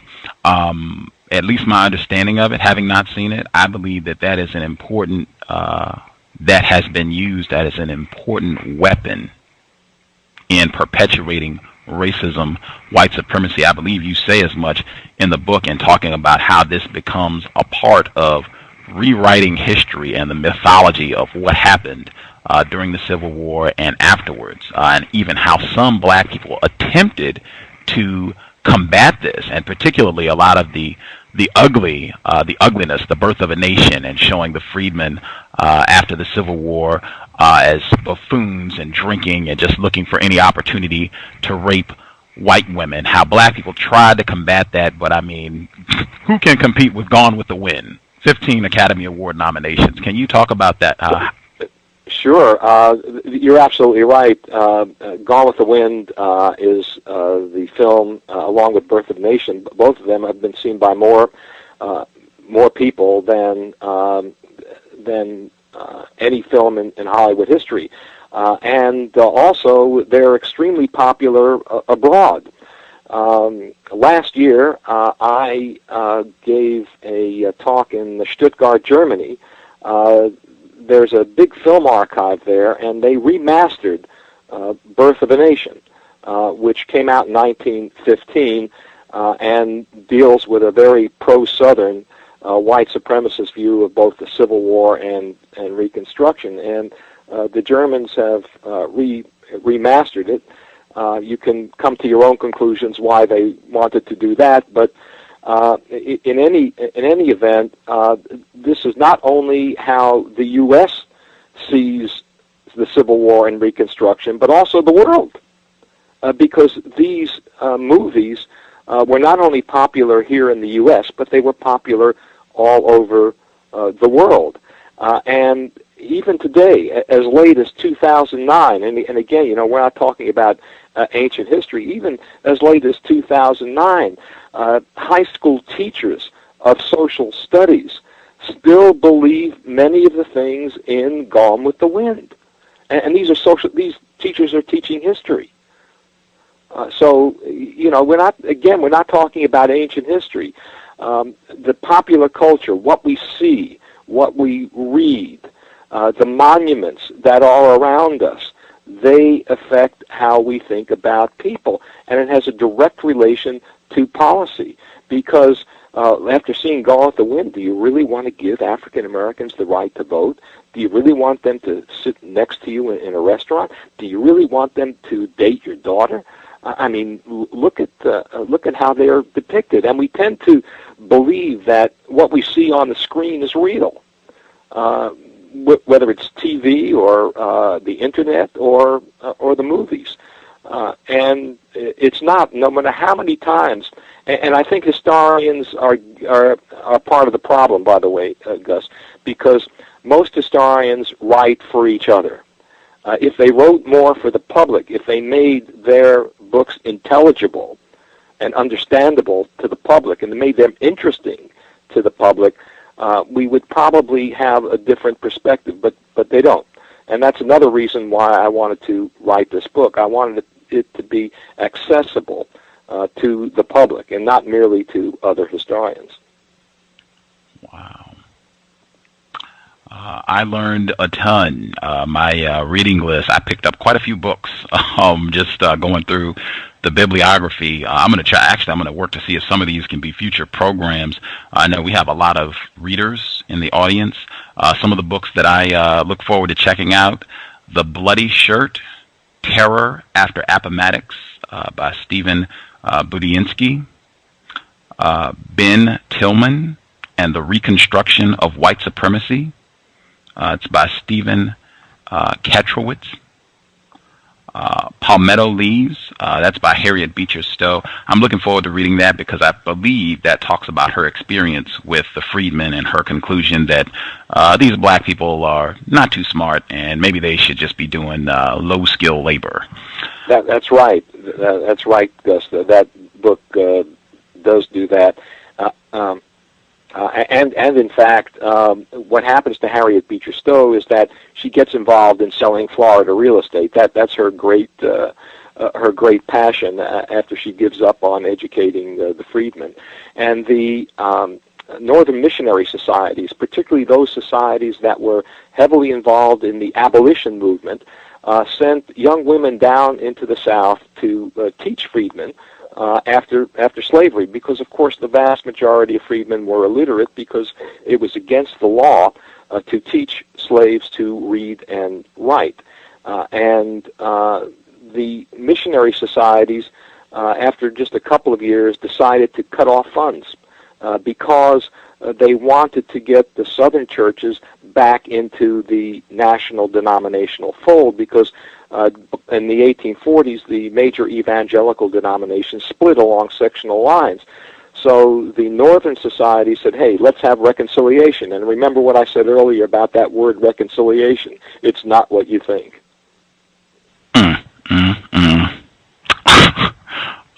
Yeah. Again, our guest, Dr. David Goldfield.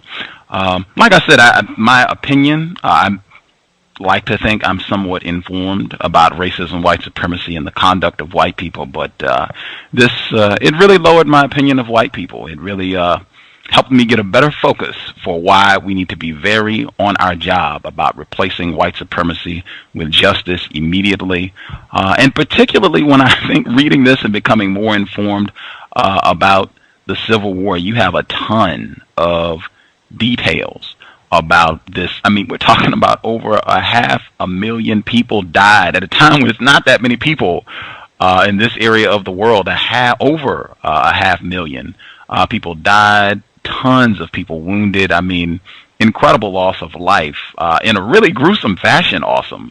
Some of the passage, I just want to read one really quick. This is on page 234, and then I want to just ask you about all these reenactments. It seems, to me, it almost seems like a worship of violence and brutality and white supremacy, really, which is at the core of all this, and, arguing about what we're going to do with our niggers.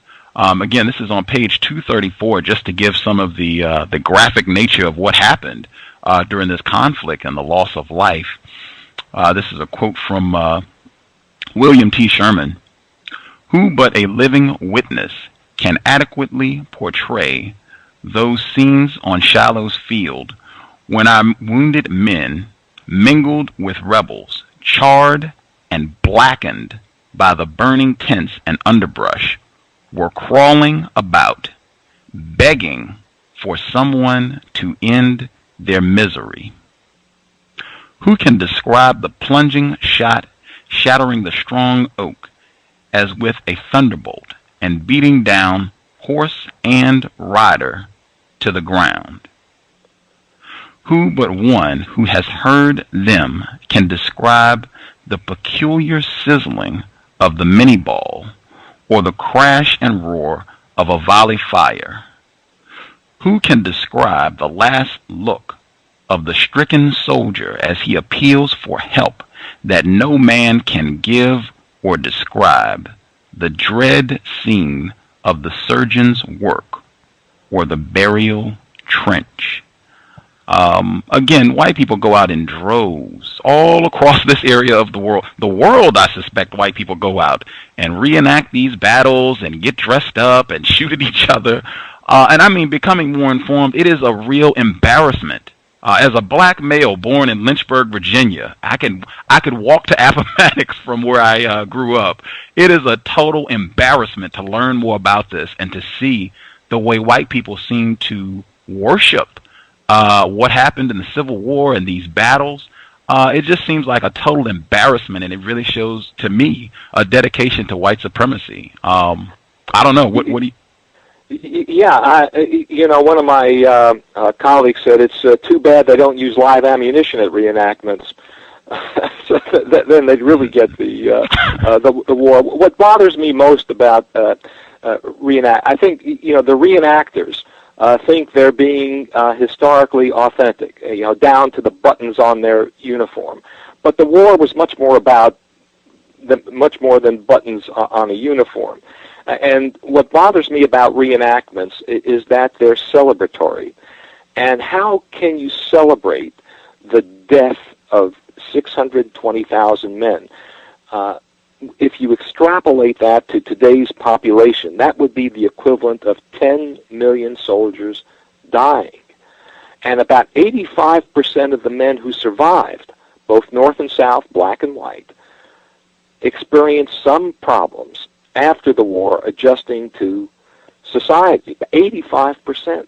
So the war had a tremendous impact. And why you would celebrate something like this is very unfortunate, and people come to these events and cheer, and it's almost like the Roman circuses, and it's particularly discouraging because the broader aims of the war, and particularly what happened after the war, all of these are lost in the smell of the gunpowder, and particularly the carnage and the blood of that war, because the guys who fought they were mostly a volunteer army. They were civilians. We had a very, very small standing army. And these guys came from small towns and farms, and they had no idea what they were getting themselves into. And suddenly they're experiencing this modern weaponry that just tore them to shreds. And you're right, I do have some pretty vivid descriptions in the book, again, from the point of view of soldiers like Sherman and like the common soldier. But the reenactments bother me because they're so celebratory, and I don't think you can celebrate death. What exactly are they celebrating? I suspect racism, white supremacy. Again, I suspect that is at the core, the religion of white supremacy. I could be incorrect. Well, I think, again, this is all done in the name of reconciliation. And every time I see that word reconciliation, I know it means something else. Look, I'm for reconciliation. I think, if you at the end of a war, if you continue to hold a grudge, I mean, look at the Balkans, for example. I think that's awful. But reconciliation has to include all the people, not just part. The person who called in, I believe, Negrito's Way. Did you have a question for Dr. Goldfield? Negrito's Way, did you have a question? Oh, good evening, Gus. And good evening. Good evening. I do have a question. I was wondering, to your guest here, I was wondering how should one interpret, because I've spoken to others about this a long time ago, about the Civil War, whether it was about the separation of the states or slavery, and they always would say, well, bring up people like Robert E. Lee, one of his quotes. I'm not quoting it exactly, but he said something to that. Well, if it was about slavery, he would fight on the other side. And how would you interpret that in light of what you're teaching now? That's a good question. Many of my neighbors here in North Carolina and throughout the South say, hey, look, the war really wasn't about slavery, it was about states' rights, because they don't like to have their ancestors connected with an abominable institution like slavery. But the fact is, let's get to the bottom of it.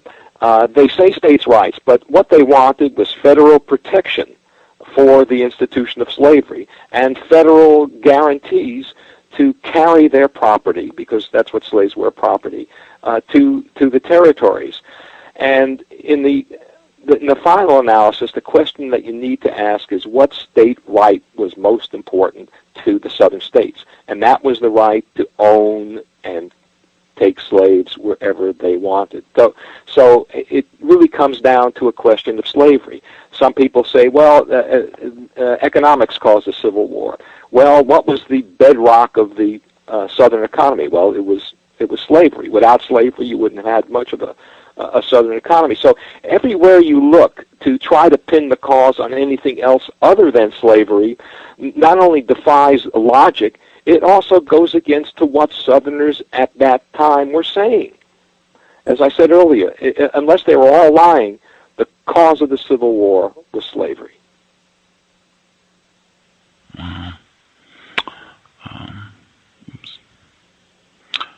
Did that take care of your question, sir? Yes, and also I was wondering, should we consider Robert E. Lee and Stonewall Jackson as white supremacists? Well, I think it becomes almost reductionist. As I said at the beginning of the show, about 98% of white Americans were white supremacists in the sense that they believed in the inferiority of African Americans. So to say Robert E. Lee and Stonewall Jackson were white supremacists is merely to say they were just like any other white American, or almost every other white American. So it doesn't help us to understand them any better. They weren't more white supremacists than, say, General Grant or General Sheridan, for that matter. So it doesn't really help us to understand these individuals because both sides exhibited white supremacy. I mean, that wasn't something that distinguished the South as opposed to the North. It was a common thread throughout the country. I hope everyone who listens to the program, I hope you get that. That's a consistent theme here on the Cows. This is not a local problem, global, national, local system. And I think that's a big theme in the book. This is not a South thing. This is a national thing, white supremacy. The person that called in 6520, did you have a question, 6520? I have a quick question.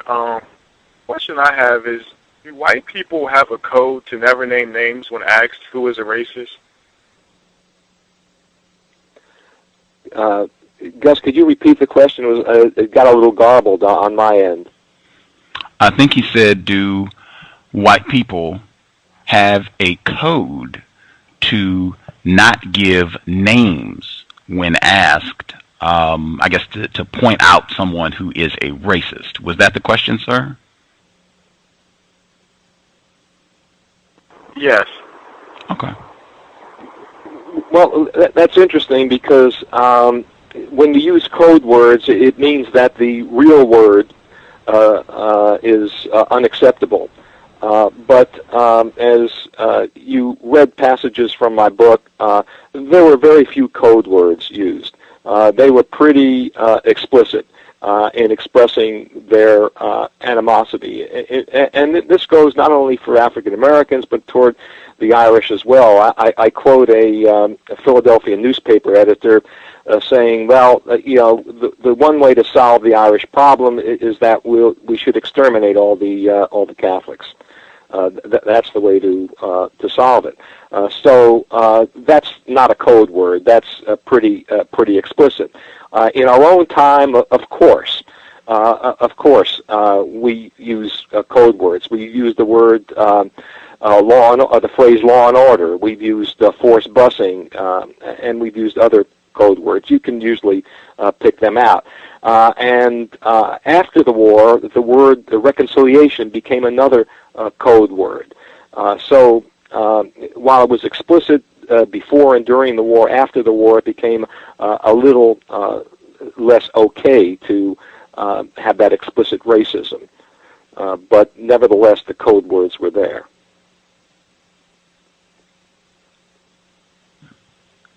Okay.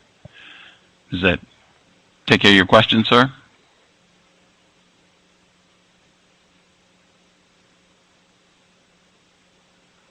Yes. Okay. Groovy. Outstanding. The website for folks, if you want to get more information, www.davidgoldfield.us.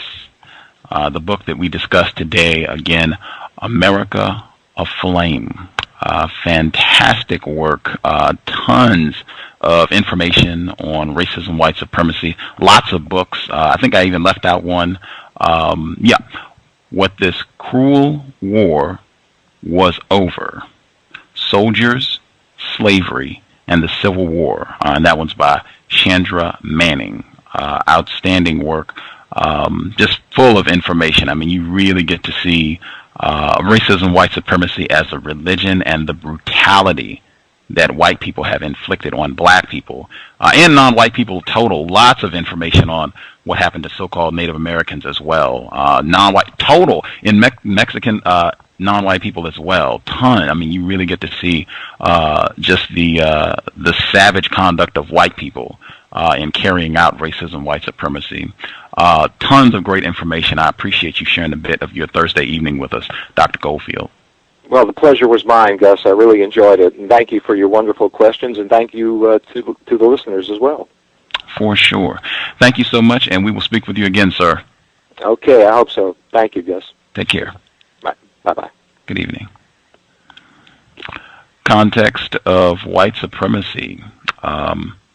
Again, guest, I don't know if he wants me to give the name or not. People need to give me the okay on the names, but longtime listener, investor, he recommended Dr. Goldfield, his book. And really, I was reading it, I thought, just to get the information about what white people did to black people after the Civil War. That's what I thought, I was going to be reading. And if that had been the case, that is like at the very end of the book. Like you have to read about 450 pages before you get to, okay, this is what the white people did after the Civil War to terrorize black people. Thankfully, the first 450 pages was also saturated with information on racism, white supremacy. You really get to see as a religion. I mean, you see just tons of terms of white people talking about dominating and abusing non-white people because this is what God has ordained them to do. This is our purpose for being in the universe. The Creator wants us to do this. Just tons of these terms. It is, to me, it really stood out because, as he said, he quotes so many of the white people of the time. He gets so many diaries and journals. I mean, this is the type of interview I would say, even though, he I think was a little off topic at times, but I mean, tons of information where white people, I say, are very informed. White people, they study their system. They know it well. He has gone through and got all these journals and diary entries and letters that people wrote. I mean, incredible research to just go through an archive. So you can just quote and hear what people had to say. And you really get to hear white people speaking truthfully, like you heard what he just said, no refinement. You get to hear and see white people totally unrefined, like we are about stomping on these black people. This is our manifesto. Foot on the neck of nigger forever. You know what I mean? That's what we are. You get to see that over and over in this book. You even get to hear it from white people in the so-called North. It's super informative. I guess I have to stick to what I said. Non-white people who listen to the program, do not purchase books that are written by white people. Have to stick by that because you would be supporting the system. They do have libraries. This book is brand new. It just came out this year. You should be able to get this pretty easily at the library. I think this is a pretty accessible text. I would recommend getting it from the library. It is a thick book. This is one I would not say if you are just kind of getting into reading and getting comfortable with reading. Maybe don't start with this one because it's a bigger book. But if reading, you don't have a problem, what have you, get this book. It is about 600 pages of just thorough information on racism, white supremacy. I mean, just gritty, ugly racism, white supremacy. Tons of different episodes of just mob violence of white people, language, racism, white supremacy as a religion, just chock full of information. Sources, text, pictures. I would highly recommend it for people, you got your framework already of racism, white supremacy, and you go in thinking, now this is a white person who wrote this book. Keep that in mind. But I learned a lot. I learned a lot. That said, I spoke with Neely Fuller Jr. today about the Civil War. He had a lot. He talked about Dixie. He talked about white supremacy as a religion. It was a really interesting conversation. Contemplating playing a chunk of it. I'll think about it.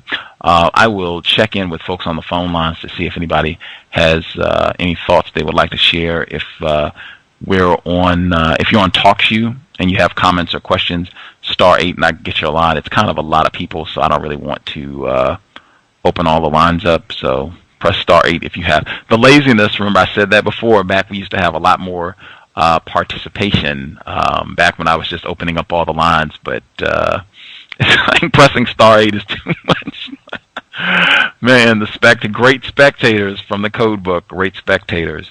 If you're on the free HD line and you have comments or questions, it is *6 if you're on the free HD line. I can get you over there as well if you all have comments or questions. I always think it's great to have white people on the program. Mr. Fuller was pretty interested once he heard it was a white person who was talking about racism, white supremacy as a religion, which stood out to me big time in the book. At any rate, yeah, if you have comments or questions, *8 on TalkShoe. I can get your hand if you have anything you would like to share about today's broadcast. While I'm waiting, I will actually play the commercial. I didn't get that in yet. Yeah, we'll do that. Give me 1 second, and I'll check the phone lines after the commercial break. We'll be right back. Context of White Supremacy.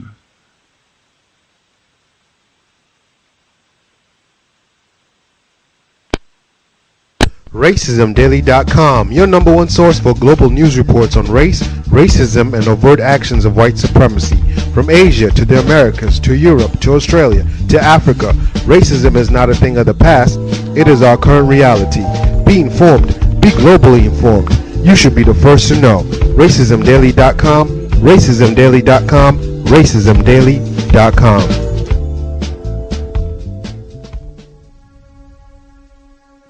Is racism hurting you? On issues of race, are you unable to speak, think, and act with clarity and confidence? Are you tired of laughing when nothing is funny, smiling when you are not happy, agreeing when you really disagree?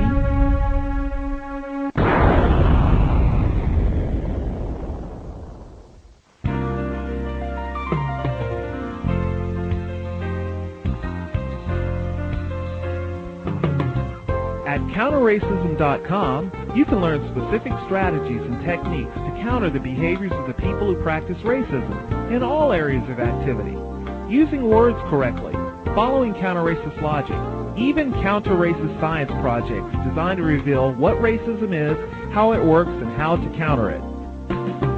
The open-source code writing format allows you to pick and choose from a variety of counter-racist suggestions so you can produce the code that works for you. Stop by counterracism.com today and help replace racism with justice. That's counter-racism.com. Do you need a one-stop shop for all of your multimedia needs? Triumphant Multimedia is a skilled team of professionals with a passion for great marketing and chic design. Our specialties include consulting, brand development, copywriting, and creative graphic design that's second to none. We also offer photography, photo retouching, videography, and video editing. At Triumphant Multimedia, our goal is to provide highly effective creative solutions built to suit any individual need or budget. Give us a call at 678-732-8067 or check us out online at trimultimedia.com.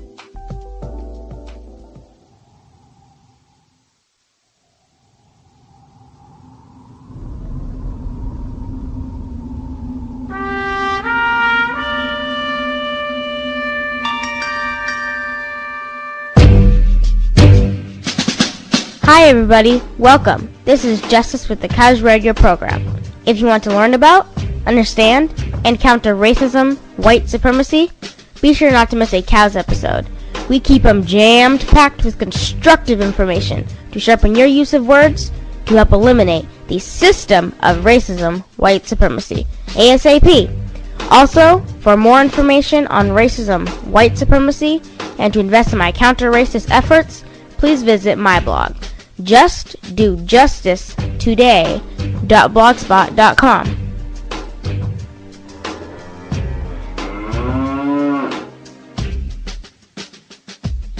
You're just saying just buckets and buckets of words.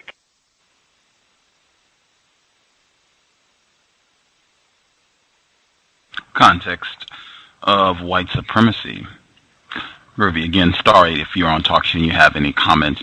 I will share a little bit more from the book. I know I told Justice I got this book in the mail, and I was like, wow, I would have never imagined myself reading anything like this. I mean, it's a pretty thick book.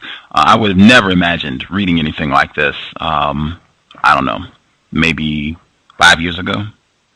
I take that back. Maybe 7 years ago, we'll say. 7 years ago, I could not imagine reading something like this, having an interest in reading something like this, but learned a lot. I learned a lot. It was really, I'm glad I invested. I'm glad the investor suggested the title. And again, if you're into reading, and you enjoy it, go to the library. Don't purchase, but go to the library. But yeah, if you're into reading and you don't mind reading bigger books, this would be one I would highly recommend. A lot of good information. I'll read a little bit more just so you get an idea. And as I said, he has a lot of information about white people mistreating everybody who is not white. This is on page 111, talking about the mistreatment of so-called Native Americans. That evening, or maybe the next one, a young Lakota Sioux called Lighthair returned to Little Thunder's camp. As a boy, he and his friends had watched the long wagon trains stir up billowing clouds of dust as they passed along the Oregon Trail.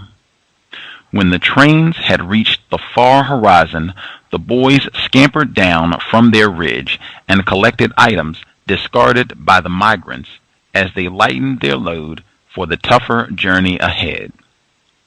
Slight of build, with whipsy light brown hair, a rarity among the Sioux, Lighthair had overcome his unimposing physical stature to earn the respect of younger Lakota by the time he had reached the age of 15. On this occasion, Lighthair had been out hunting with several other young Sioux. The scene they found astonished them. Acrid smoke rose from the camp. Lodge poles lay broken and scattered over the terrain. Bodies, now stiff, strewn about like sticks. Lighthair stumbled upon a woman. Both of her breasts had been cut off. Almost all of the bodies he encountered bore marks of mutilation. He covered the corpses as best he could. The Lakota Sioux chose a name for General Harney, Woman Killer. The Black Hills of present-day South Dakota remain sacred to the Lakota Sioux. Deep in the interior of the hills, there is a high granite summit where the Sioux performed religious ceremonies and where warriors came for visions and courage. This holy place is now called Harney Peak.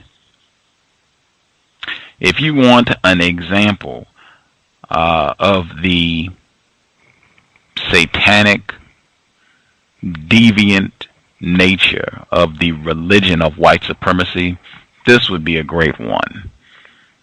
We make a shrine, a monument to the mutilation and desecration of non-white people. That is white culture. That is white, and they celebrate. I almost said we.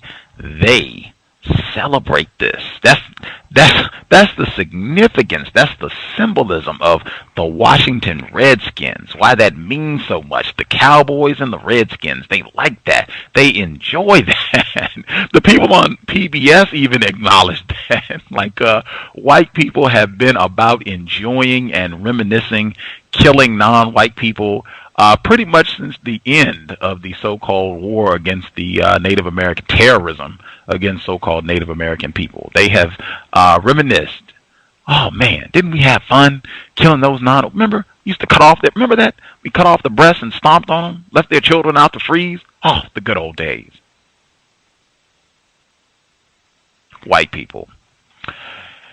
At any rate, there are lots of anecdotes like this, lots of, just really heinous details.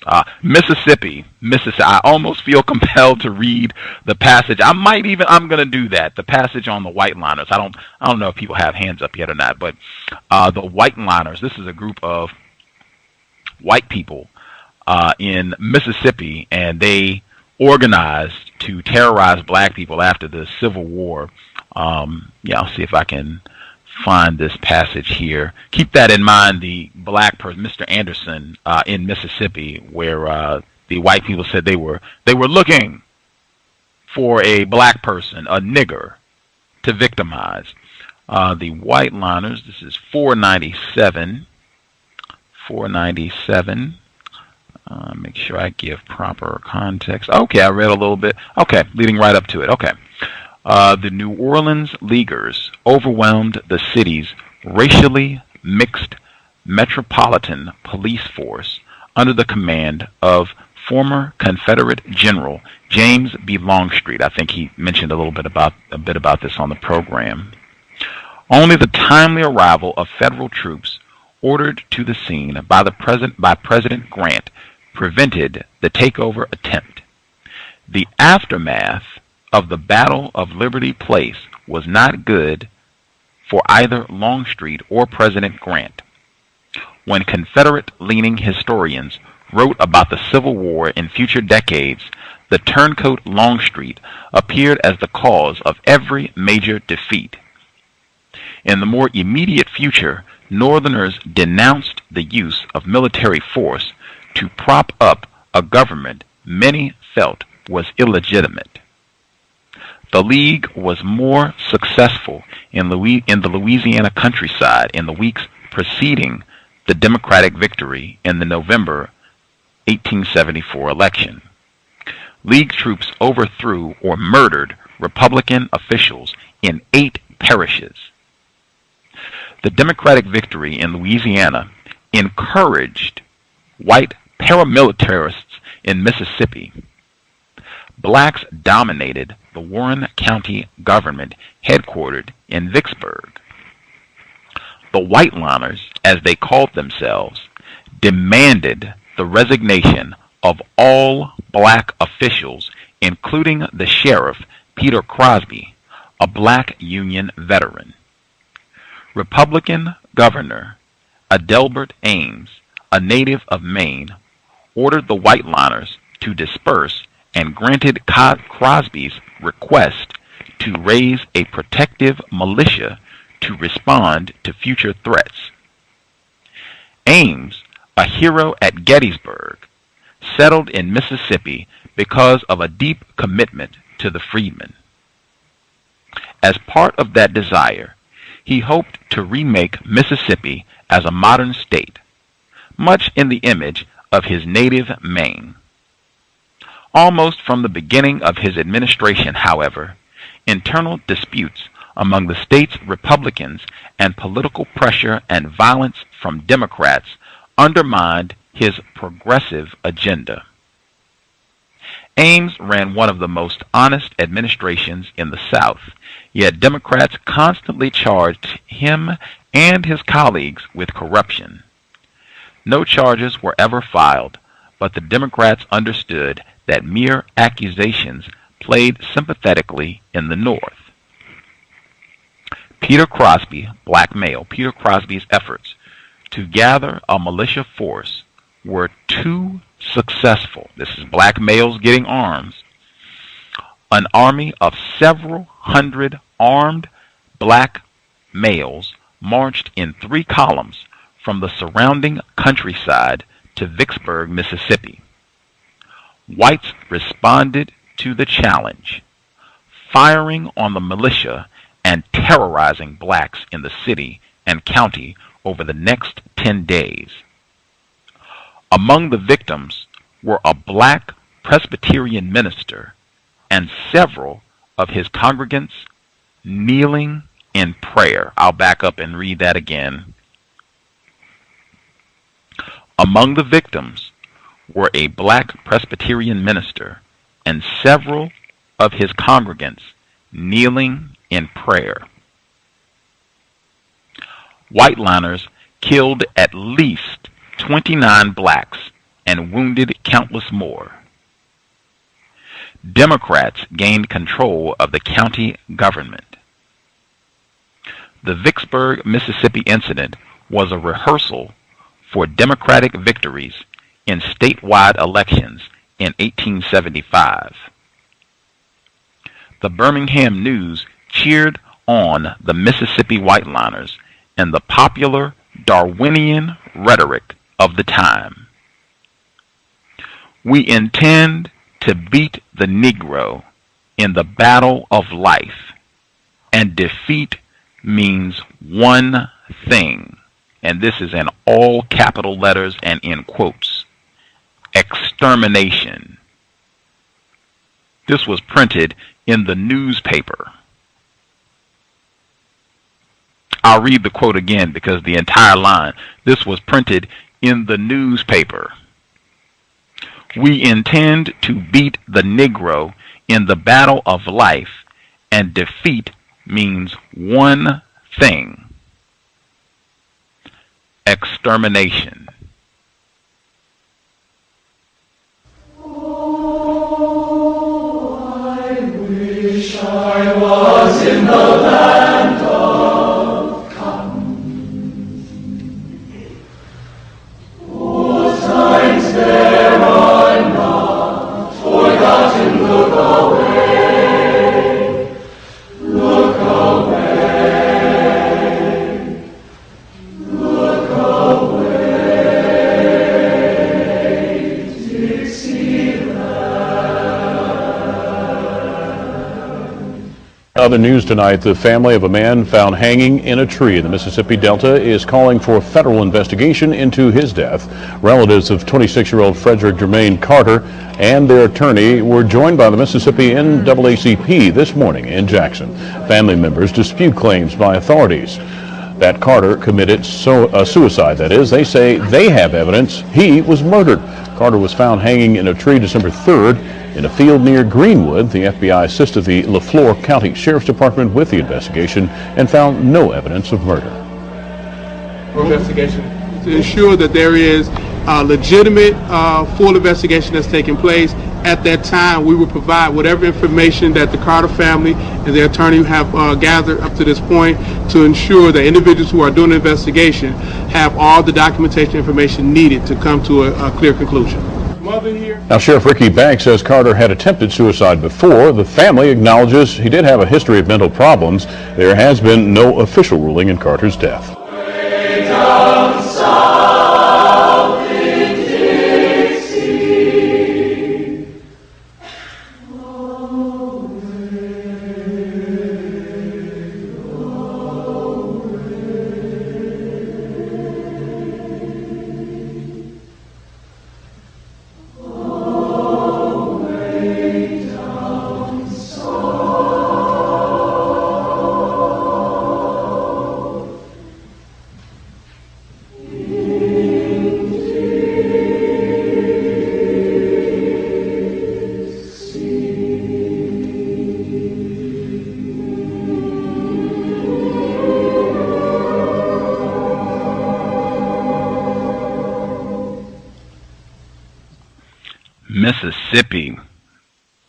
Mississippi.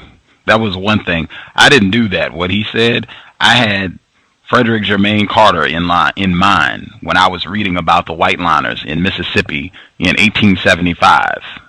I had the victim, James Craig Anderson, the victim in Mississippi that was just run over deliberately by the racists just a couple weeks ago, 2011. That's what I had in mind when I was reading about the Whiteliners in Mississippi in 1875. Context of what? Context. That's what I have in mind. And so every time when I see the Confederate flag, and I hope every time that you hear Dixie, that's what you'll have in mind, because that's pretty much that song, that flag is just pretty much like, you know, we are dedicated. If we don't have anything, if we don't have food, if we don't have shelter, if we don't have anything, the one thing we're going to make sure we do if we have breath and our body is to keep our foot on those niggers.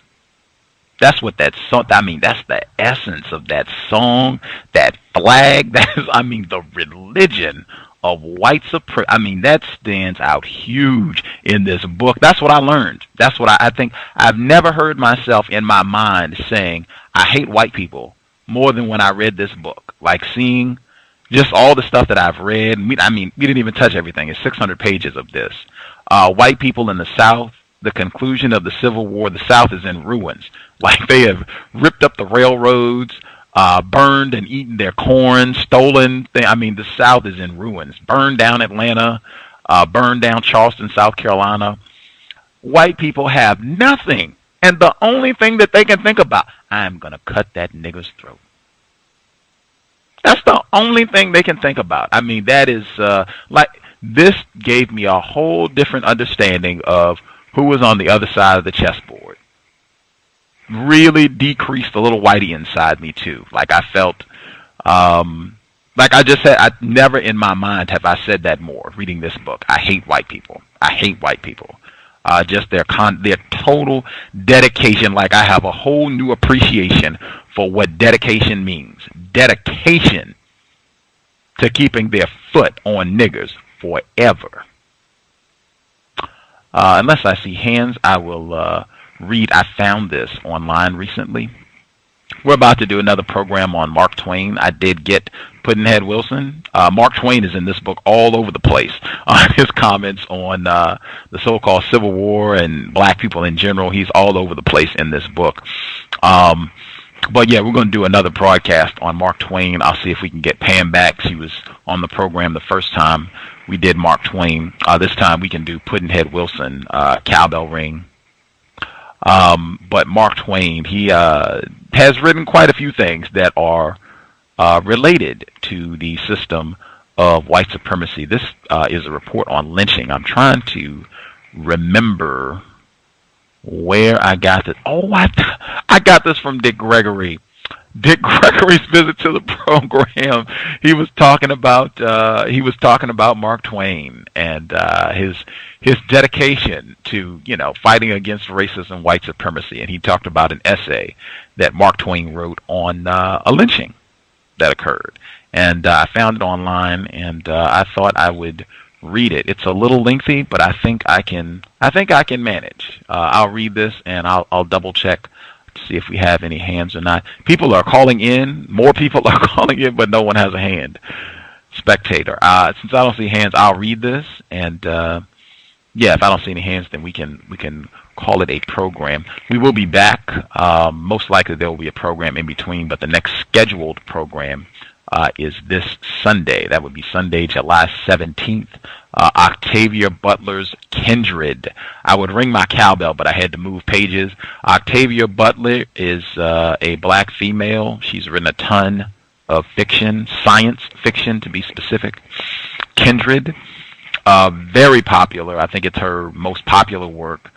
The Synopsis, black female. I think it's set in like 1980s, 1990s. I might be off, give or take 20 years, but roughly that's the time period. But it's a black female. She is a writer. She is, quote unquote, married in a sexual relationship with a white man, tragic arrangement.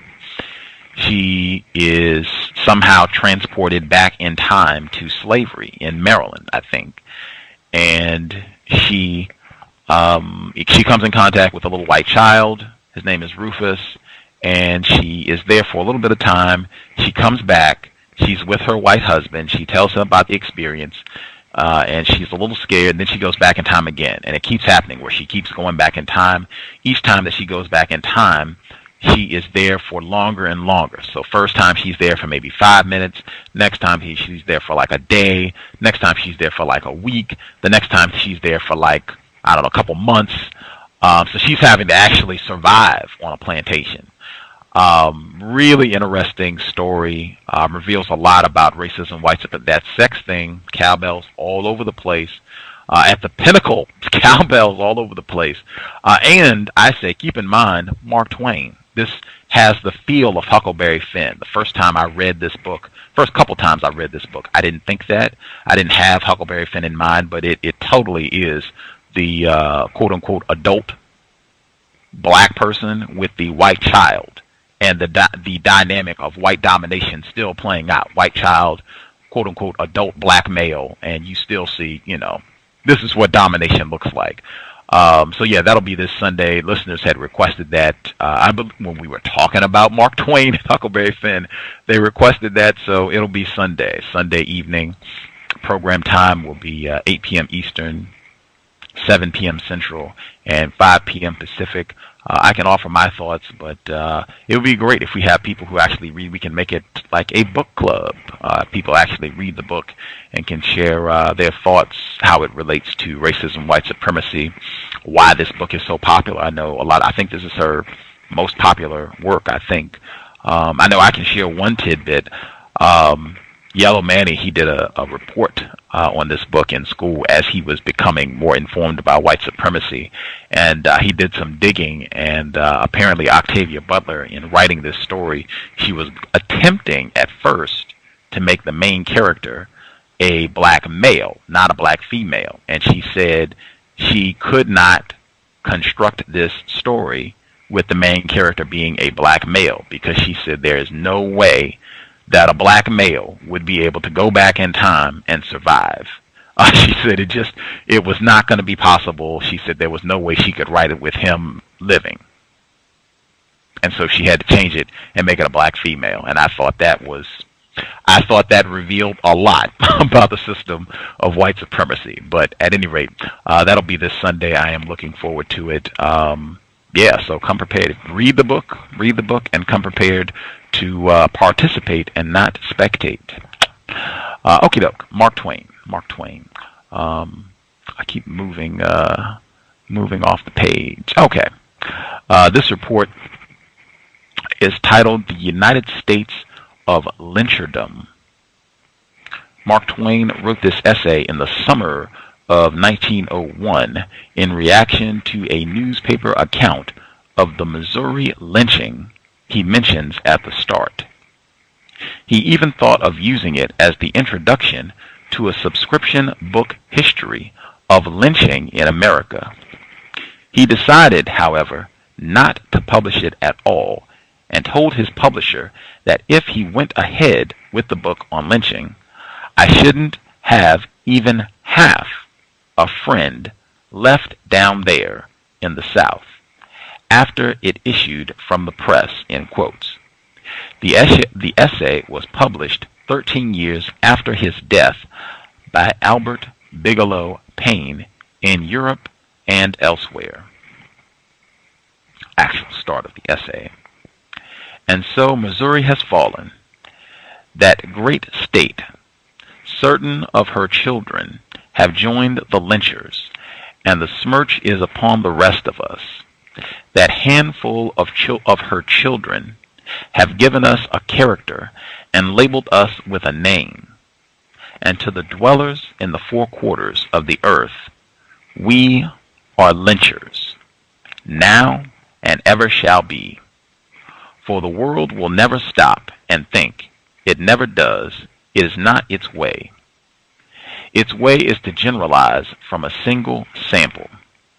It will not say, those Missourians have been busy 80 years in building an honorable good name for themselves. These 100 lynchers down in the corner of the state are not real Missourians. They are renegades. No, that truth will not enter its mind. It will generalize from the one or two misleading samples and say, the Missourians are lynchers. It has no reflection, no logic, no sense of proportion. With it, figures go for nothing. To it, figures reveal nothing. It cannot reason upon them rationally. It would say, for instance, that China is being swiftly and surely Christianized, since 9 Chinese Christians are being made every day, and it would fail with him to notice that the fact that 33,000 pagans are born there every day damages the argument. It would say there are 100 lynchers there, therefore the Missourians are lynchers. The considerable fact that there are 2.5 million Missourians who are not lynchers would not affect their verdict. Oh, Missouri, this is quite interesting. This just seems like lamenting that he's being lumped in with explicit racists. That is interesting. I'll continue reading to see if it changes. I'll take a break to get some water. We'll see if this trend continues. Oh, Missouri. The tragedy occurred near Pierce County, down in the southwestern corner of the state. On a Sunday afternoon, a young white woman who had started alone from church was found murdered. For there are churches there. In my time, religion was more general, more pervasive in the South than it was in the North, and more virile and earnest too, I think. I have some reason to believe that this is still the case. The young woman was found murdered. Although it was a region of churches and schools, the people rose, lynched 3 Negroes, 2 of them very aged ones, and burned out 5 Negro households and drove 30 Negro families into the woods. I do not dwell upon the provocation which moved the people to these crimes, for that has nothing to do with the matter. The only question is, does the assassin take the law into his own hands? It is very simple and very just. If the assassin be proved to have usurped the law's prerogative in righting his wrongs, that ends the matter. 1,000 provocations are no defense. The Pierce City people had bitter provocation. Indeed, as revealed by certain of the particulars, the bitterest of the provocations, but no matter. They took the law into their own hands, when by the terms of their statutes their victim would certainly hang if the law had been allowed to take its course. But there are but few Negroes in that region, and they are without authority and without influence in overawing juries. Why was lynching, with various barbaric accompaniments, I must assume they're talking about castration, become a favorite regulator in cases of the usual crime? I assume this is worthy of a cowbell in several parts of the country. Is it because men think a lurid and terrible punishment a more forcible object lesson and a more effective deterrent than a sober and colorless hanging done privately in a jail would be? Surely sane men do not think that. Even the average child should know better. It should know that any strange and much talked of event is always followed by imitations. The world being so well supplied with excitable people who only need a little stirring up to make them lose what is left of their heads and do things which they would not have thought of ordinarily. It should know that if a man jump off Brooklyn Bridge, another will imitate him. That if a person venture down Niagara Whirlpool in a barrel, another will imitate him. That if a Jack the Ripper make notoriety by slaughtering women in dark alleys, he will be imitated. That if a man attempts a king's life and the newspapers carry the noise of it around the globe, regicides will crop up all around. The child should know that one much talked of outrage and murder committed by a Negro will upset the disturbed intellects of several other Negroes and produce a series of the very tragedies the community would so strenuously wish to prevent. That each of these crimes will produce another series and year by year steadily increase the tale of these disasters instead of diminishing it. That, in a word, the lynchers are themselves the worst enemies of their women. The child should also know that by a law of our make, communities as well as individuals are imitators, and that a much talked of lynching will infallibly produce other lynchings here and there and yonder, and that in time these will breed a mania, a fashion. A fashion will spread wide and wider, year by year, covering state after state, as with an advancing disease. Lynching has reached Colorado. It has reached California. It has reached Indiana, and now Missouri. I may live to see a Negro burned in Union Square, New York, with 50,000 people present and not a sheriff visible, not a governor, not a constable, not a colonel, not a clergyman, not a law and order representative of any sort. Increase in lynching. In 1900, there were 8 more cases than in 1899, and probably this year there will be more than there were last year. The year is little more than half gone, yet there are 88 cases as compared with 115 for all of last year. The 4 southern states, Alabama, Georgia, Louisiana, and of course Mississippi, are the worst offenders. Last year, there were 8 cases in Alabama, 16 in Georgia, 20 in Louisiana, and 20 in Mississippi, over 1/2 the total. This year, to date, there have been 9 in Alabama, 12 in Georgia, 11 in Louisiana, and 13 in Mississippi. Again, more than 1/2 the total number in the whole United States. This is quoted from the Chicago Tribune. It must be that the increase comes of the inborn human instinct to imitate.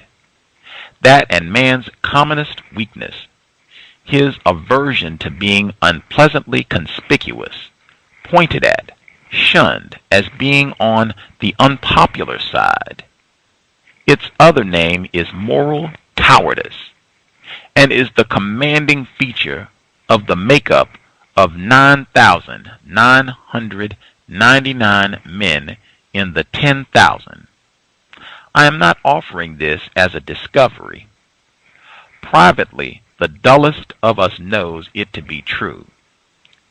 History will not allow us to forget or ignore this supreme trait of our character.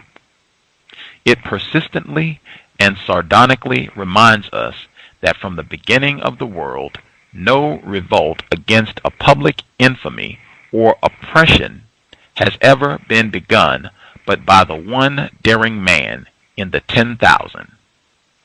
The rest timidly waiting, and slowly and reluctantly joining under the influence of that man and his fellows from the other 10,000s.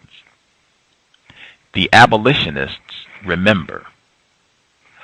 Privately, the public feeling was with them early, but each man was afraid to speak out until he got some hint that his neighbor was privately feeling as he privately felt himself. Then the boom followed. It always does. It will occur in New York some day, and even in Pennsylvania. It has been supposed and said that the people at a lynching enjoy the spectacle and are glad of a chance to see it. It cannot be true. All experience is against it. The people in the South are made like the people in the North, the vast majority of whom are right-hearted and compassionate and would be cruelly pained by such a spectacle, and would attend it and let on to be pleased with it if the public approval seemed to require it. We are made like that, and we cannot help it. The other animals are not so, but we cannot help that either. They lack the moral sense. We have no way of trading ours off for a nickel or some other thing above its value. The moral sense teaches us what is right and how to avoid it when unpopular. It is thought, as I have said, that a lynching crowd enjoys a lynching. It certainly is not true. It is impossible of belief. It is freely asserted. You have seen it print many times of late that the lynching impulse has been misinterpreted, that it is the outcome of a spirit of revenge, but of a mere atrocious hunger to look upon human suffering.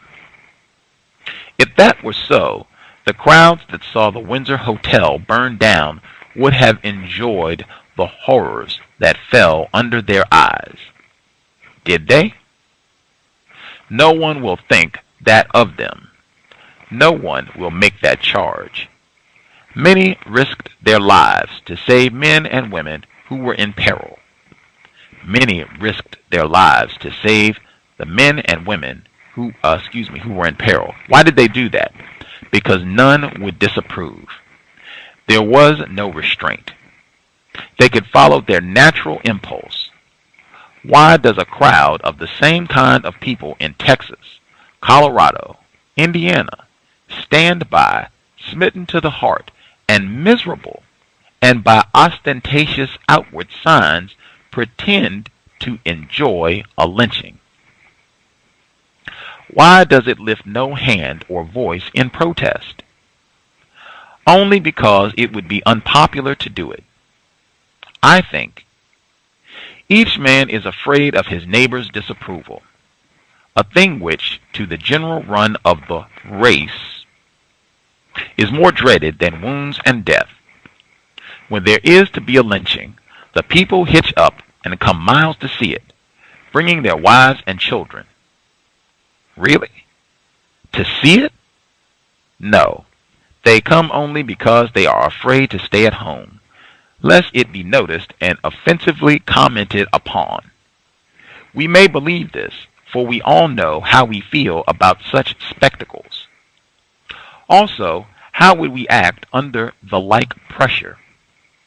We are not any better nor any braver than anybody else, and we must not try to creep out of it. A Savonarola can quell and scatter a mob of lynchers with a mere glance of his eye. So can a Merrill or a Beloit. For no mob has any sand in the presence of a man known to be splendidly brave. Besides, a lynching mob would like to be scattered, for of a certainty there are never 10 men in it who would not prefer to be somewhere else, and would be if they but had the courage to go. When I was a boy, I saw a brave gentleman deride and insult a mob and drive it away, and afterward in Nevada, I saw a noted desperado make 200 men sit still, with the house burning under them, until he gave them permission to retire. A plucky man can rob a whole passenger train by himself, and the half of a brave man can hold up a stagecoach and strip its occupants. Then perhaps the remedy for lynchings comes to this: station a brave man in each affected community to encourage, support, and bring to light the deep disapproval of lynching hidden in the secret places of its heart. For it is there, beyond question, then those communities will find something better to imitate. Of course, being human, they must imitate something. Where shall these brave men be found? That is indeed a difficulty. There are not 300 of them in the earth. If merely physically brave men would do, then it were easy. They could be furnished by the cargo. When Hobson called for 7 volunteers to go with him to what promised to be a certain death, 4,000 men responded. The whole fleet, in fact, because all the world would approve. They knew that. But if Hobson's project had been charged with the scoffs and jeers of the friends and associates, whose good opinion and approval that sailors valued, he could not have got his 7. No, upon reflection, the scheme will not work. There are not enough morally brave men in stock. We are out of moral courage material. We are in a condition of profound poverty. We have those 2 sheriffs down south who, but never mind, it is not enough to go around. They have to stay and take care of their own communities. But if we only could have 3 or 4 more sheriffs of that great breed, would it help? I think so, for we are all imitators. Other brave sheriffs would follow. To be a dauntless sheriff would come to be recognized as the correct, and only the dreaded disapproval would fall to the share of the other kind. Courage in this office would become custom, the absence of it a dishonor, just as courage presently replaces the timidity of the new soldier. Then the mobs and the lynchings would disappear, and however, it can never be done without some starters. And where are we to get the starters? Advertise? Very well, then let us advertise. I'm going to take a break for a drink of water.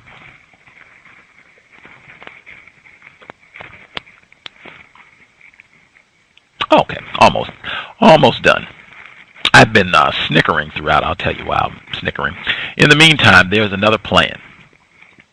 Let us import American missionaries from China and send them into the lynching field. With 1,500 of them out there converting 2 Chinamen apiece per annum against an uphill birth rate of 33,000 pagans per day, 3, it will take upward of 1,000,000 years to make conversions balance the output and bring the Christianizing of the country in sight to the naked eye. Therefore, if we can offer our missionaries as rich a field at home at lighter expense and quite satisfactory in the matter of danger, why shouldn't they find it fair and right to come back and give us a trial? The Chinese are universally conceded to be excellent people, honest, honorable, industrious, trustworthy, kind-hearted, and all that. Leave them alone. They are plenty good enough just as they are. And besides, almost every convert runs a risk of catching our civilization. We ought be careful. We ought to think twice before we encourage a risk like that. For, once civilized, China can never be uncivilized again. We have not been thinking of that. Very well, we ought to think of it now. Our missionaries will find that we have a field for them, and not only for the 1,500, but for 15,011. Let them look at the following telegram and see if they have anything in China that is more appetizing. It is from Texas. The Negro was taken to a tree and swung in the air. Wood and fodder were piled beneath his body, and a hot fire was made. Then it was suggested that the man ought not to die too quickly, and he was let down to the ground while a party went to Dexter, about 2 miles distant, to procure coal oil. This was thrown on the flame, and the work completed. We implore them to come back and help us in our need. Patriotism imposes this duty on them. Our country is worse off than China. They are our countrymen. Their motherland supplicates their aid in this her hour of deep distress. They are competent. Our people are not. They are used to scoffs, sneers, revelings, danger. Our people are not. They have the martyr spirit. Nothing but the martyr spirit can brave a lynching mob and cow it and scatter it. They can save their country. We beseech them to come home and do it. We ask them to read that telegram again and yet again and picture the scene in their minds and soberly ponder it. Then multiply it by 115. Add 88. Place the 203 in a row, allowing 600 feet of space for each human torch, so that there be viewing room around it for 5,000 Christian American men, women, and children, youths and maidens. Make it night for grim effect.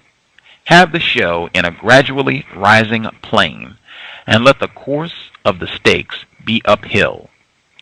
The eye can then take in the whole line of 24 miles of blood and flesh, bonfires unbroken, whereas if it occupied level grounds, the ends of the line would bend down and be hidden from view by the curvature of the earth.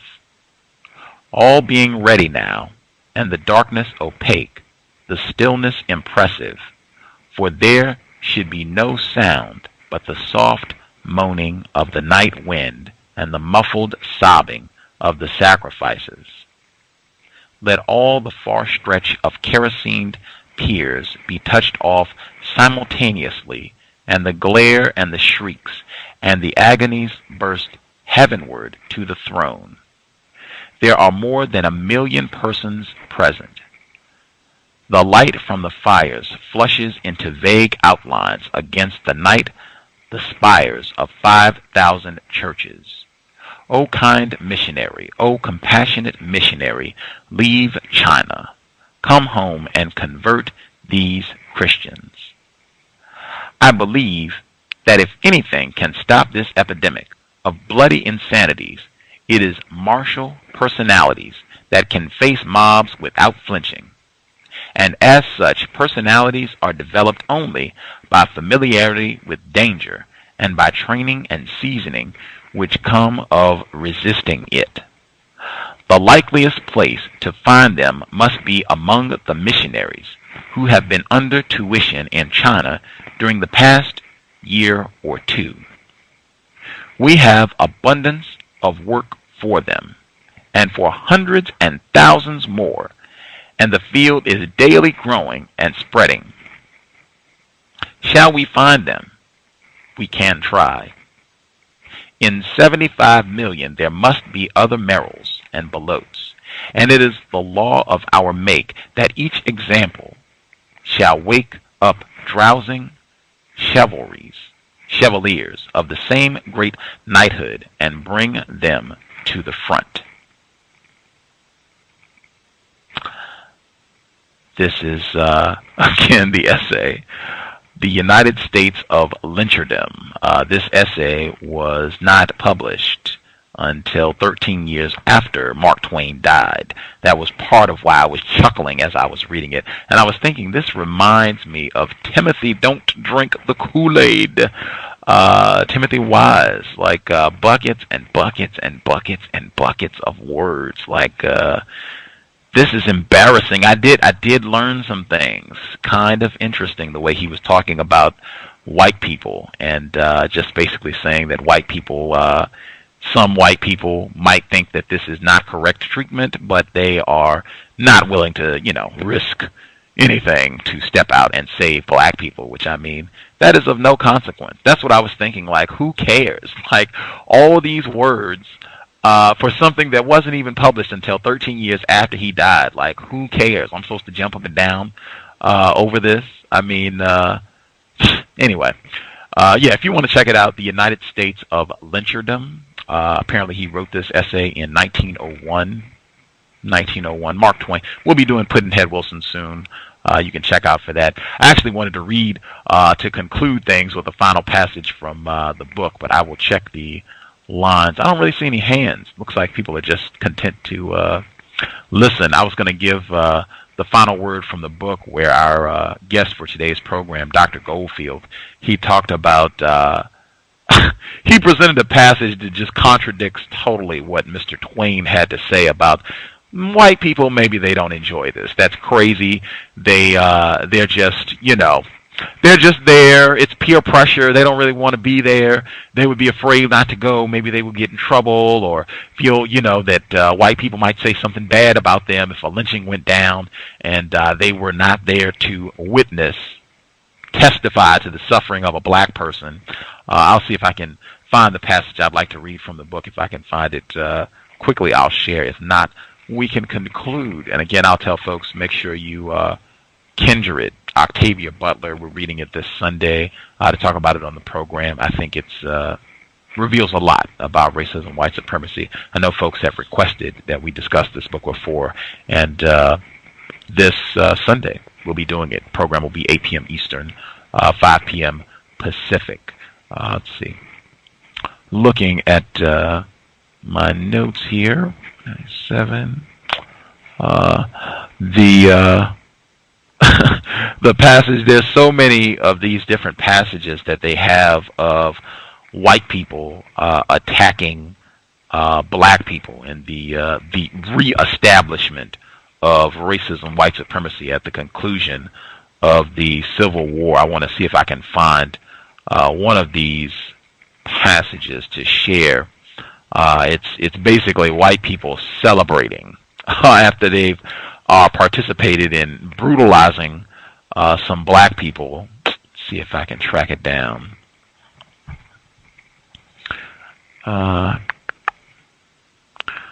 see. Yeah, there's so many of these different passages in here. I'll check out a couple of the folks who called in on the phone line if they have a quick comment, see if I can find it. The person who called in, M1, did you have a question, M1?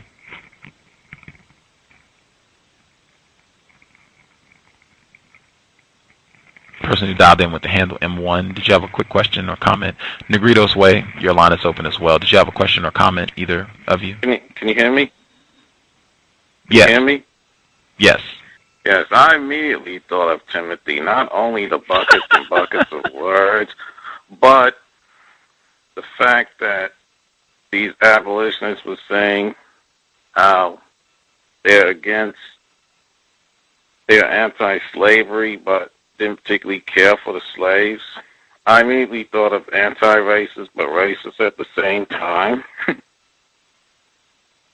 And also, it's also good that you read this, because we are always taught that, yes, there's some negativity, there's some racism depicted in Huckleberry Finn, Tom Sawyer, but Mark Twain was using satire to expose what was going on, not that he himself was a racist. And that essay right there just proves it.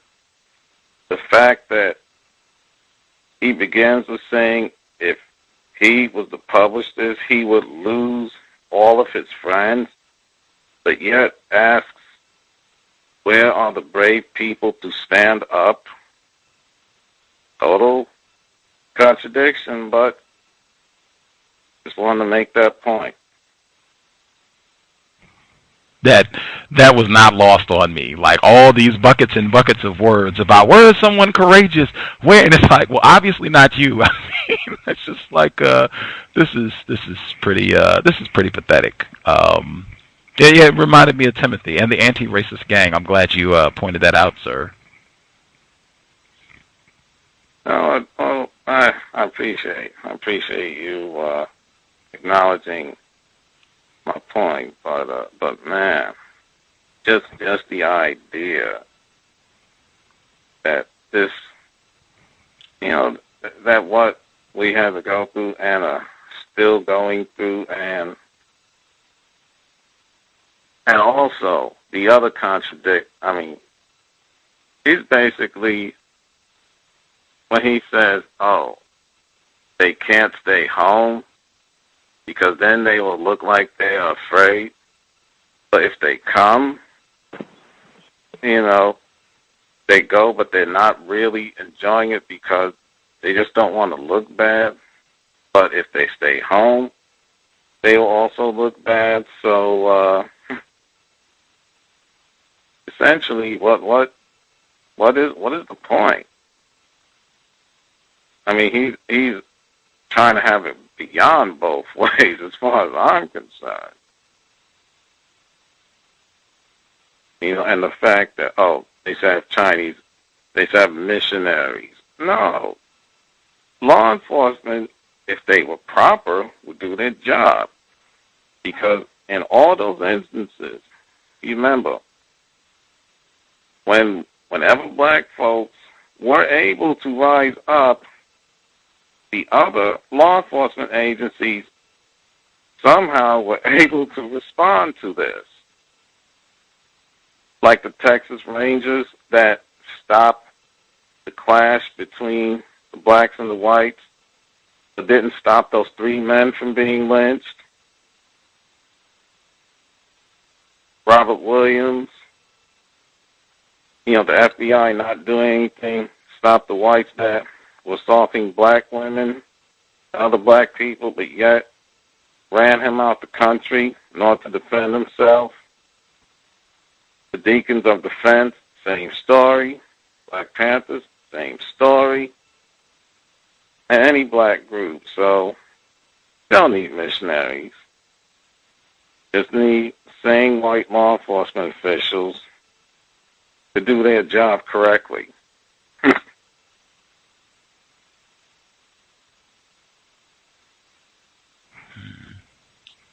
Yeah, I would agree.